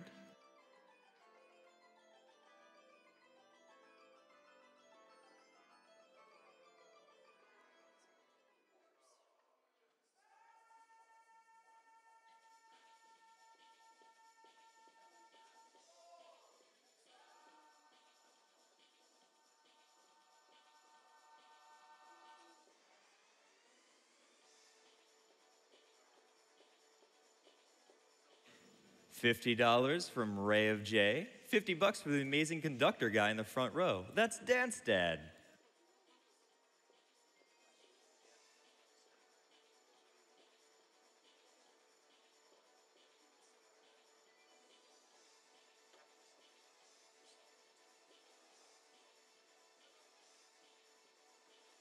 I have never truly seen more of a commitment to dance.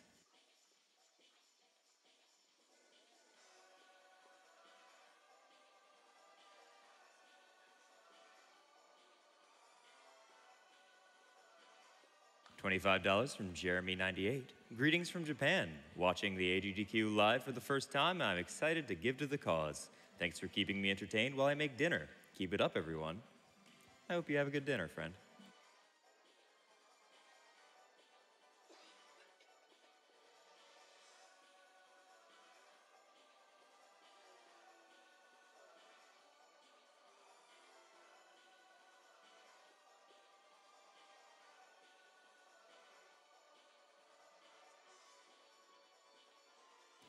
Hey friends, did you know that we have some challenges coming up to meet?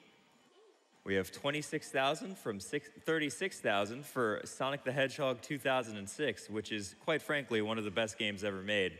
But I also live in a trash can, so you maybe shouldn't follow what I say. But we should definitely get that game in anyway. That's Sonic 06. We're $10,000 away.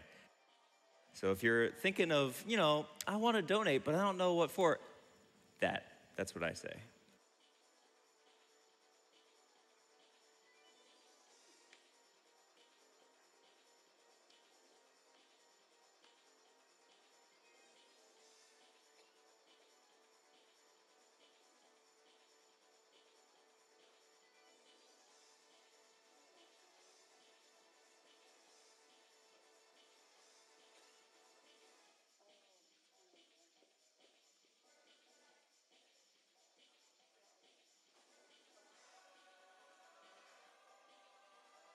Speaking of which, $25 from Darth Cuddles. That's a good name. Donating for the Sonic 06 run, because we gotta go fast.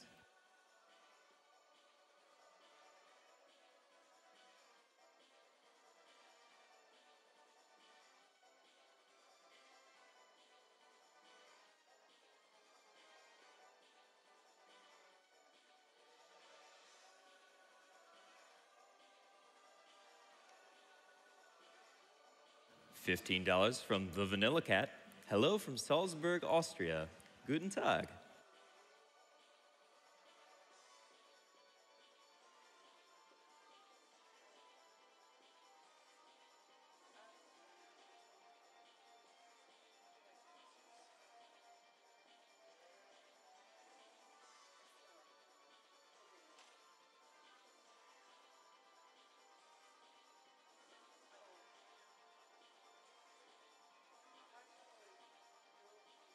$25 from the Rocket 22. Greetings from Montreal, Quebec. I've been watching GDQ for many years now, but never been able to donate before. Lost my grandfather to cancer, so it's my pleasure to support this great cause. Hey, thank you so much, and I'm sorry for your loss.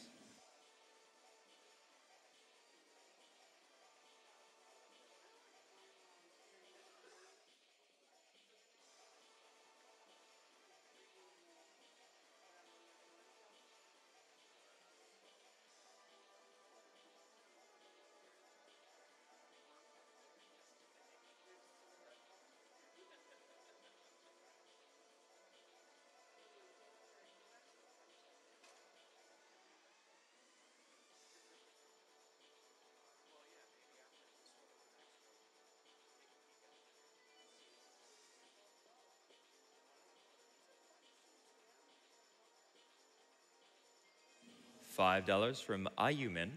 Props to the guy in the black shirt vibin' since yesterday. You made my night. Keep on vibin', my dude.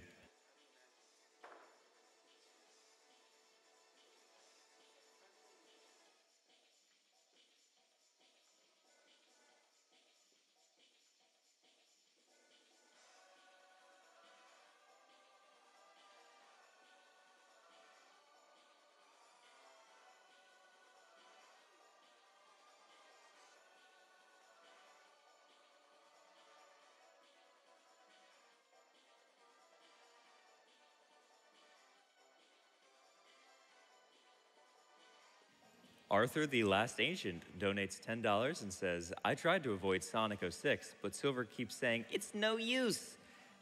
Here's some cash to make it happen. Thank you for making me do a very annoying Silver the Hedgehog voice on stream. That's very nice of you.